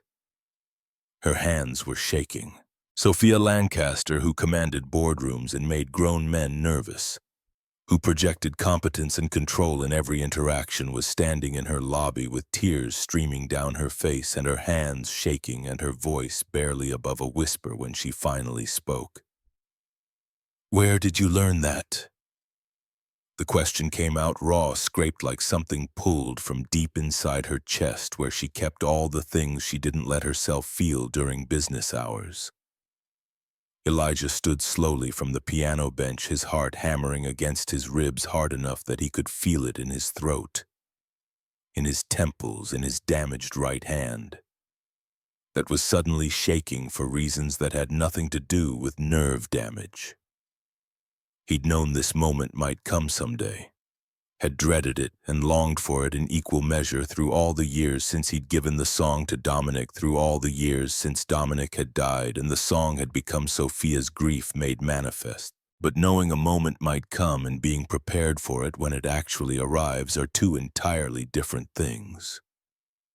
"It's just an old melody, ma'am." He kept his voice level, respectful, the way maintenance staff spoke to CEOs, the way the invisible spoke to the powerful. "Something I picked up years ago, I don't remember where exactly." "Don't." Her voice cracked on the word. "Don't lie to me. Not about this." She stepped closer, searching his face with an intensity that felt invasive, that felt like she was trying to see through his skin to whatever truth was hiding underneath. "That song was written for me by someone who died 16 years ago. No one else knew it. No one else could have known it. I never shared it. He never recorded it. It existed between us alone, between him and me, and then he died and the song died with him." Her voice was rising now, control slipping, emotion bleeding through the cracks in her CEO armor. "So I need you to tell me right now. No lies, no evasions, no polite maintenance worker deference. Where did you learn that song? How do you know it? Who taught it to you?" Before Elijah could formulate an answer, before he could figure out what to say or whether to tell the truth, or how to explain 16 years of silence without making it worse, Maya appeared at his side, sleepy and smiling, rubbing her eyes with small fists, the hot chocolate and cookies settling warm in her stomach, ready to go home to their apartment and their electronic keyboard and the bedtime routine that made her feel safe. "That was beautiful, Daddy, just like Mommy used to say. She said you played like you were talking to God. Can we go home now? I'm sleepy." Sophia's gaze dropped to the child, then back to Elijah. She saw the fear in his eyes now. Not fear of her exactly, but fear of something, fear that made him move slightly to position himself between her and his daughter. Not aggressive, but protective, the way you position yourself when you're not sure if someone is safe. She saw him making rapid calculations, whether this woman was a threat, whether he needed to get Maya out of here, whether everything was about to fall apart. She forced herself to breathe, to step back, to remember where she was and who was watching. 400 employees with phones out, Rachel hovering nearby with concern written across her face. Garrett at the bar, watching this interaction with narrow eyes that promised future questions. Whatever this was, whatever impossible thing had just happened, it couldn't be resolved here, not now. Not in front of witnesses who would turn it into gossip that would spread through the company like wildfire. Of course. Sophia's voice steadied, CEO mask sliding back into place with visible effort, like someone putting on armor that didn't quite fit anymore. Thank you for playing. It was beautiful. The word felt inadequate, felt like calling the ocean wet or the sun bright, but it was all she could manage without her voice breaking completely. Elijah gathered Maya's coat from where it was draped over a chair, helped her into it with gentle efficiency born of 3 years of being the only parent. Kept himself between his daughter and Sophia, not obvious about it, just carefully positioned. As he walked toward the exit, Maya turned and waved with innocent enthusiasm. Goodbye, nice piano lady. Thank you for the cookies and the pretty bandages. Sophia couldn't wave back, could only stand there rooted to the marble floor while 400 people pretended not to stare, and the melody still echoed in her skull like a hymn or a curse or a question that demanded answering.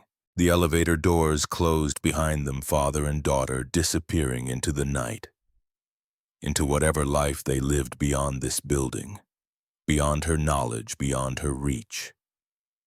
Sophia stood alone in a lobby full of people, feeling more isolated than she'd felt in 16 years. Feeling like the ground had just opened beneath her feet and she was falling into something she didn't understand and couldn't control. And for the first time since her mother died, since Dominic died, since she'd learned to freeze her emotions and channel everything into quarterly projections and acquisition targets, Sophia Lancaster felt the careful control she'd built around her grief begin to crack like ice in spring. The party continued around her, people laughing, drinking, performing their assigned roles in the social machinery. But she couldn't hear it anymore, couldn't focus on it, couldn't care about it. All she could hear was the melody still playing in her head. The song that should have died with Dominic, but apparently hadn't, the impossible fact of its existence in the hands of a janitor who shouldn't know it. Who couldn't know it, who had just torn apart 16 years of carefully maintained grief with 8 minutes of playing. She climbed back up to the mezzanine on legs that felt like they belonged to someone else, picked up a fresh glass of champagne that Rachel silently provided. Stood at the railing looking down at the party, but she wasn't seeing any of it. She was 18 again, sitting on a dock under impossible stars, believing in love and music and forever.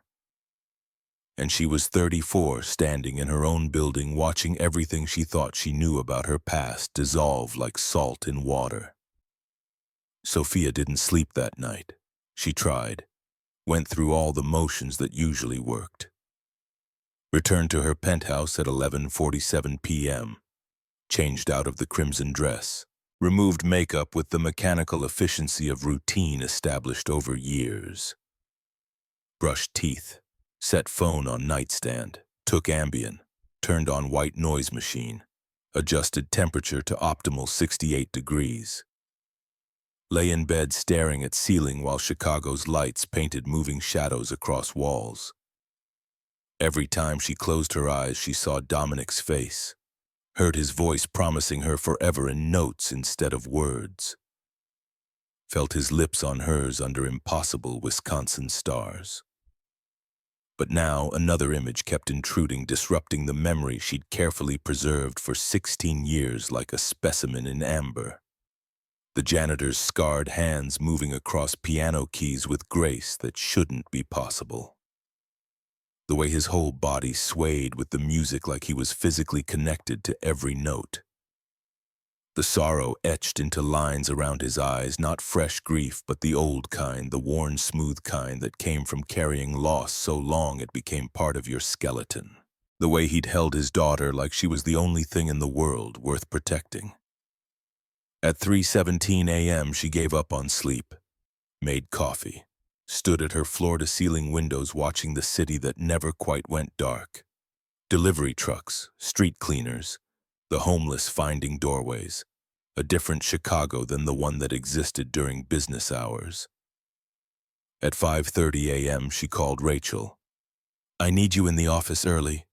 Rachel's voice was thick with sleep. "How early?" "Now." To her credit, Rachel didn't argue, didn't ask questions. "Give me 40 minutes. Sophia arrived at Lancaster Tower at 6:03 a.m. The lobby was dark except for emergency lighting. The cleaning crew had finished hours ago. Security nodded her through with the tired courtesy of people working overnight shifts who'd learned not to ask questions about why executives showed up at odd hours. She took the elevator to 60, her office, corner suite with views of the lake turning gray in pre-dawn light, and the skyline beginning to distinguish itself from darkness. Pulled Elijah Cross's employee file before Rachel even arrived. The information was sparse, deliberately so, like someone trying to leave as small a footprint as possible, like someone who'd learned to be invisible. Elijah Cross, age 36, hired September 14, 2022, 3 years, 3 months ago. Position maintenance technician level 2, salary $42,000 annually. No college degree listed. Previous employment, Midwest distribution warehouse worker, March 2018 to August 2022. Save Mart grocery stock clerk, June 2015, February 2018, various odd jobs before that. Emergency contact, Maya Cross, age 7, daughter, relationship, father. No spouse or partner listed currently. That was it. No mention of music, no conservatory training. No explanation for how someone stocking grocery shelves and fixing toilets could play piano like that, could play a song that shouldn't exist outside her memories. Rachel arrived at 6:44 a.m., hair still damp from a quick shower, minimal makeup. First time Sophia had seen her looking anything less than perfectly put together. "What do you need, boss?"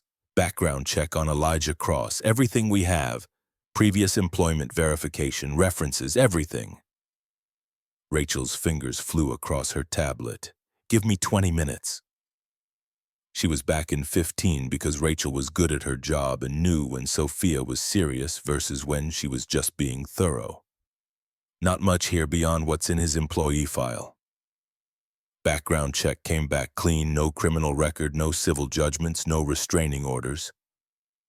Credit score is not great. 542. Significant medical debt. Looks like cancer treatment bills based on the billing codes I can see, but they're not for him. For who? To Naomi Cross. Same address as Elijah. Medical claims 2019 through 2022. Oncology codes, radiation therapy, chemotherapy, looks like breast cancer based on the procedure codes. Final claim was April 7, 2022. Then nothing. She's not listed as emergency contact anymore, not listed as resident at the address. If I had to guess based on the pattern, she died. Yeah, most likely. The pieces were starting to form a picture. Not a clear one, but something. Man with musical talent works minimum wage jobs. Wife gets cancer, medical debt piles up despite insurance. Wife dies. Man takes whatever job offers decent health insurance for his daughter, hides his talent because broken dreams hurt less when you don't talk about them. But it still didn't explain the song. What about the gap? Sophia pointed at the screen. 2011 to 2018, 7 years, no employment record. Rachel scrolled through databases. Nothing official. No tax returns filed in Illinois those years. Might have been in another state, might have been working cash jobs, might have been, I don't know. Disappeared from the system somehow. 7 years. The kind of gap that spoke of something catastrophic. Prison. Hospitalization. Fleeing something or someone. or rebuilding yourself from scratch after everything fell apart. Anything else? One thing, small detail might be nothing. Rachel pulled up another screen. His hire date, September 14th, 2022. That's 5 months after the last medical claim for Naomi Cross. 5 months after she presumably died. He would have needed new health insurance, needed stable employment, needed to take care of his daughter. Yeah. Sophia stared at the file for a long moment. At the photograph clipped to the inside cover, Elijah's employee ID photo. Professional, neutral expression, but his eyes held something the camera had captured even if it couldn't define it. Sorrow, old and deep and carefully controlled. I need to find him. Rachel looked up from her tablet. Boss, he'll be back at work on the 26th. You can just... No, I need to find him now, before he runs. Why would he run? Sophia set down the file, met her assistant's eyes. Because I would. If I'd been invisible for 16 years and someone suddenly saw me, really saw me, I'd run. At 8:00 a.m., Sophia called a number she hadn't used in over a decade. Dr. Lawrence Ashford, professor of music at Wisconsin Music Conservatory, retired now, but still living in Madison according to the online directory that listed him, with the kind of detail that suggested he was old school about privacy, that he'd never quite understood why you wouldn't want people to be able to find you. The phone rang 4 times. Sophia had almost resigned herself to voicemail when he picked up. Ashford residence. Dr. Ashford, this is Sophia Lancaster. I don't know if you remember me. Of course I remember you, Sophia. His voice was warm, exactly as she remembered from those brief conversations 16 years ago when he'd been Dominic's mentor. And she'd been the grieving girlfriend trying to understand what had been lost. You were at music camp in 2008. You were dating Dominic Vale. I'm so terribly sorry for your loss. Such a talented young man, such a tragedy. Thank you. Actually, that's why I'm calling. I need to ask you about that summer, about Dominic, about a song he wrote. Midnight Sonata. Her heart stopped. You remember it? Of course. Dominic worked on it for weeks, obsessed over it. It was one of his finest compositions. Why do you ask? Because someone played it last night, someone who shouldn't know it, and I need to understand how that's possible. There was a long pause on the other end of the line. The kind of pause that spoke of secrets kept and guilt accumulated and decisions made long ago that still haunted. Sophia, where are you? Can you come to Madison? Why can't you just tell me over the phone? This is a conversation that needs to happen in person. Please, it's important. She checked her calendar. Meetings, conference calls, a board presentation she'd been preparing for weeks. I can be there by 2 o'clock. I'll make tea. The drive to Madison took 2 hours and 37 minutes. Sophia drove in silence, no radio, no podcasts, no calls, just the hum of tires on highway and the sound of her own thoughts spiraling through 16 years of memories that might not be memories at all, but elaborate constructions built on false foundations. Dr. Ashford's house was a small cottage on the outskirts of town. White clapboard with blue shutters and a garden that had been put to bed for winter, but still showed signs of careful tending through spring, summer, and fall. The kind of place that spoke of someone who valued beauty over display, who found meaning in small rituals like weeding and watering and watching things grow. He met her at the door, looking older than she remembered, 63 now. White hair gone mostly silver, wire-rimmed glasses, tweed jacket with leather elbow patches like he'd stepped out of central casting for small-town music professor. Sophia, you look well, successful. Thank you for seeing me on such short notice. Of course. Come in. The inside of the house was exactly what she'd expected. Books everywhere, shelves covering every wall, stacks on tables and chairs and the floor. A piano in the living room, well-maintained Yamaha upright. Sheet music on stands. Photographs on the walls showing students' performances, moments of achievement and pride accumulated over 4 decades of teaching. They sat in a small study. Dr. Ashford poured tea from a pot that looked older than Sophia Earl Grey, that reminded her of her mother who used to make it before the aneurysm. "Tell me what happened," he said simply. So Sophia told him. About the Christmas party. About the janitor who played Midnight Sonata note perfect. About the impossibility of it, the way it couldn't exist outside her memories and Dominic's recording that had burned in the car with him. Dr. Ashford listened without interrupting. When she finished, he was quiet for a long moment, staring into his teacup like it might contain answers. Then, "Sophia, I need to tell you something. Something I should have told you 16 years ago but didn't because I thought it would hurt you more than help. Because I was a coward who prioritized a dead student's reputation over a living student's truth." His hands shook slightly as he set down his teacup. Dominic didn't write Midnight Sonata, not all of it. The words landed like a physical blow, like someone had punched her in the chest and driven all the air from her lungs. What? He wrote the opening, the first 8 bars. Beautiful work, he had a real gift for melody. But he got stuck. Couldn't figure out where to take it, couldn't find the resolution, couldn't make it work the way he heard it in his head. I watched him struggle with it for 2 weeks. He'd write something, hate it, crumple the paper, start over. Spent hours at the piano trying different approaches, different harmonies, different directions. Nothing worked. Dr. Ashford removed his glasses, rubbed his eyes with thumb and forefinger. Looking older, looking tired, looking like someone carrying weight for too long. There was another student that summer, scholarship kid, quiet, kept to himself, worked in the cafeteria washing dishes to earn his keep because the scholarship only covered tuition, not room or board or any of the incidental costs.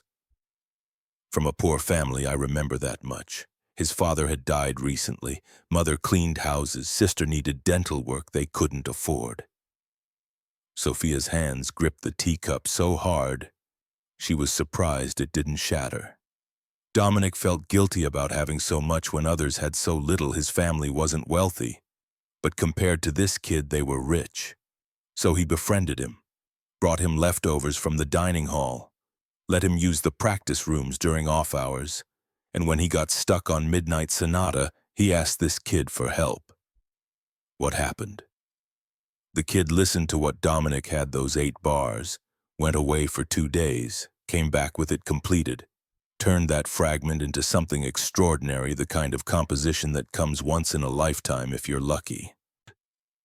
Sophia felt tears burning behind her eyes, felt her entire understanding of the past 16 years dissolving like salt in water.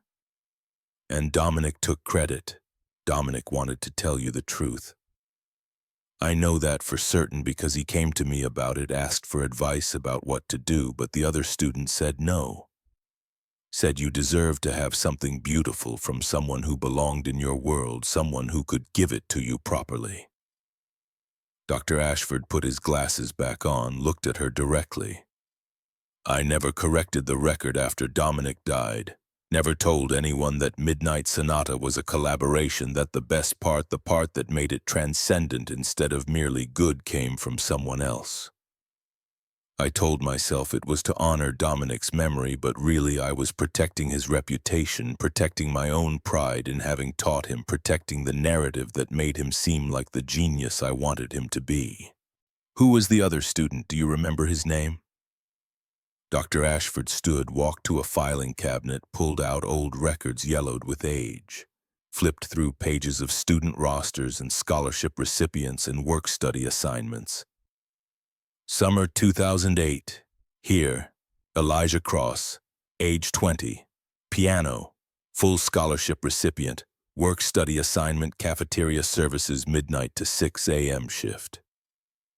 recommended by his high school music teacher in Chicago. Showed great promise. Withdrew from program after one summer, reason not given. He looked up at Sophia with something like sorrow in his eyes. The man who played last night, his name was Elijah Cross, wasn't it? Sophia couldn't speak, could only nod. Do you have a photo? She pulled out her phone with shaking hands, showed him the employee ID photo that Rachel had sent her. Dr.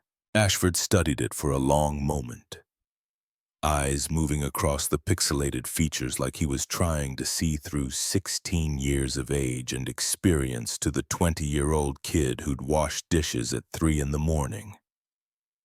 Then he nodded slowly, certainty replacing doubt. Yes, that's him. Older, obviously, but yes, that's the student who completed Midnight Sonata. Sophia called the maintenance department at 8:17 a.m. the next morning, December 26th, as soon as she knew the supervisor would be in. Frank Martinez answered on the second ring. Maintenance, this is Frank. This is Sophia Lancaster. I need to speak with Elijah Cross. Is he working today? There was a pause, the kind of pause that immediately made her stomach drop. No, ma'am. He called in sick this morning, said it was a family matter, first time he's called in sick in 3 years, so I approved it without question. What about tomorrow? He requested personal days through the end of the week. Through January 2nd, actually. Submitted the request yesterday afternoon, said it was urgent. He's got the banked time, hasn't taken a sick day or vacation day since he started. So I approved it. Is there a problem? 3 days ago. He'd submitted the request 3 days ago. That was before the Christmas party, before she'd heard him play, before any of this happened. He'd already been planning to disappear. Did he say what the family matter was? No, ma'am, and I didn't ask. Company policy is that we don't interrogate employees about their personal time as long as they're not abusing the system, and Cross has never abused anything. He's one of our best workers, reliable, skilled, never complains. Is there something I should know? No, no problem. Thank you, Frank. She hung up, looked at Rachel, who'd been listening to the call on speaker. He's running. You don't know that, boss. Maybe his daughter is actually sick. Maybe there really is a family emergency. He's running. Sophia's certainty was absolute, bone deep, the kind of knowing that came from recognizing yourself in someone else's behavior. I need his home address. Rachel pulled it up on her tablet, turned the screen toward Sophia. 2247 South Halsted Street. Apartment 3C, Chicago IL 60608, South Side. Not a great neighborhood based on the zip code, not the worst Chicago had to offer, but not somewhere you'd choose to live if you had better options. Sophia stood, grabbed her coat. I'm going there. Boss, you can't just show up at an employee's home address unannounced. There are policies, HR concerns. If he files a complaint about harassment, then I'll deal with it. But I'm not letting him vanish. She was in her car, black Mercedes S-Class that she barely drove because parking in Chicago was a nightmare. And she usually took car service by 9:03 a.m. GPS said 23 minutes in current traffic. She made it in 18, driving with the kind of focused intensity that made other drivers nervous, changing lanes. Without signaling, taking risks she'd normally never take, motivated by fear that she couldn't quite name, but felt in her chest like pressure.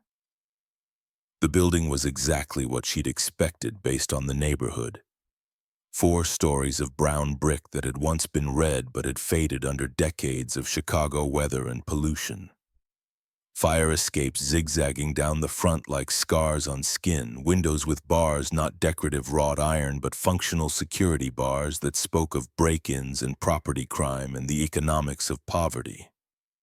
A front door that should have required a key or buzzer but didn't because the lock mechanism was broken and nobody had fixed it and probably wouldn't fix it unless the city issued a violation. She climbed to the 3rd floor, found apartment 3C, knocked. No answer. She knocked again, harder, using the side of her fist to make it clear this wasn't casual. Still nothing. The door across the hall opened a crack. An elderly black woman peered out, suspicious, protective of her neighbors even when those neighbors weren't home. "They're gone." Sophia turned. "Excuse me. The Crosses, Elijah and little Maya, they left 3 days ago, early morning right before dawn. Just a couple of suitcases, not much else." 3 days ago. Before the party. Before everything. Did he say where they were going? The woman shook her head, the chain on her door catching the light. "None of my business where people go. But I heard Maya crying. Heard her say she didn't want to go on an adventure, she wanted to stay home. Elijah told her it would be okay, told her they'd be back soon, but..." The woman hesitated. "He looked scared, honey. Like he was running from something bad or running to protect her from something, hard to tell which." Sophia felt panic claw at her chest, felt control slipping like sand through fingers. Did he leave a forwarding address, mail? Forwarding anything? "Wouldn't tell you if he had. Don't know you. Could be anybody. Could be the reason he ran." Fair enough. Reasonable even. Sophia thanked her, turned away before the woman could ask questions she couldn't answer. Went back downstairs to find the building manager's office, a cramped room that smelled of cigarettes and old coffee, and the particular staleness of air that hasn't been refreshed in years. The manager was a white man in his 50s with the resigned exhaustion of someone who'd given up on most things years ago. "I'm looking for Elijah Cross, apartment 3C. He moved out, paid through the end of the month like the lease required, left the place clean, that's all I know." "Did he leave a forwarding address?" "No." "Did he say anything about where he was going? Why he was leaving?" "Lady, I don't interrogate my tenants. He paid his rent on time, he kept his place clean, he didn't cause problems, that's all I cared about.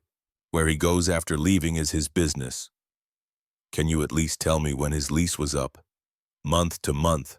Has been for 2 years. He could leave any time with 30 days' notice, which he gave, so we're square." Dead end. Complete dead end. Sophia drove back to the office feeling like the ground was shifting under her feet, like everything solid had turned to quicksand, like she was drowning in questions that had no answers. Elijah Cross had disappeared.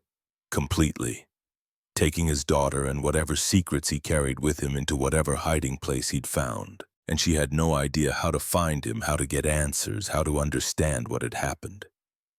Christmas Eve, when a janitor played a song that shouldn't exist and shattered 16 years of carefully maintained grief. Martin Reeves came highly recommended. 58 years old, former FBI, 23 years in the Bureau before retiring to private investigation work. The kind of man who could find anyone who specialized in skip traces and missing persons and people who didn't want to be found. He came to her office the next afternoon, listened to her explanation without taking notes, because he had the kind of memory that didn't need them. "I need you to find someone. Elijah Cross, 36 years old, has a 7-year-old daughter named Maya. Last known address was South Halsted, but he moved out 3 days ago. No forwarding address, I need to know where he is." Reeves studied her with eyes that had seen too much to be impressed by wealth or position. "Can I ask why this personal or professional? Does it matter? It matters for how I approach the search and how I bill you and whether I'm comfortable taking the case. I don't do stalking cases, don't help people find ex-partners who left for good reason, don't participate in harassment disguised as legitimate inquiry." Fair question, legitimate concern. It's about a song. He played something that I thought was written by someone who died 16 years ago. I need to understand how he knows it, that's all. No ulterior motives. Reeves considered this, decided it passed whatever ethical threshold he maintained. Standard rate is $300 per hour plus expenses. I'll start with the easy stuff: credit cards, cell phone, DMV records, social media. If that doesn't work, I'll get creative. Give me 72 hours. He was back in 64 hours with nothing. No credit card activity under Elijah Cross or Maya Cross anywhere in the country since December 23rd. Last transaction was a gas station on Route 41, but the card hasn't been used since. No cell phone activity. Looks like he either turned it off or ditched it because the last ping was from a tower near his old apartment 3 days ago. No DMV records showing vehicle registration in his name.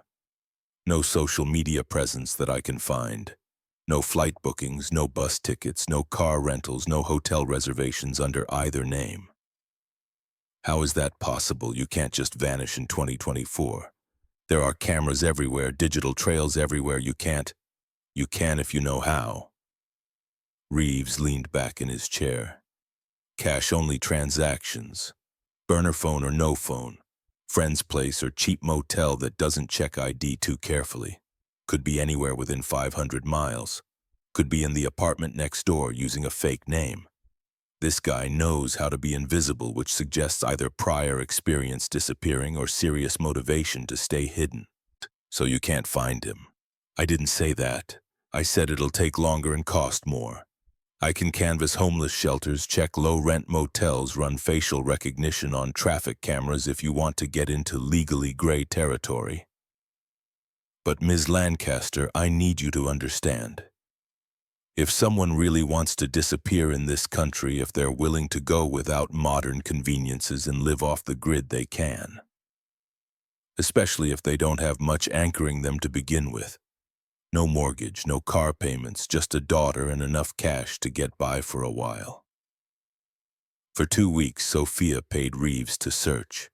Paid him to check every shelter, every cheap motel, every place someone might hide with a 7-year-old child. Nothing.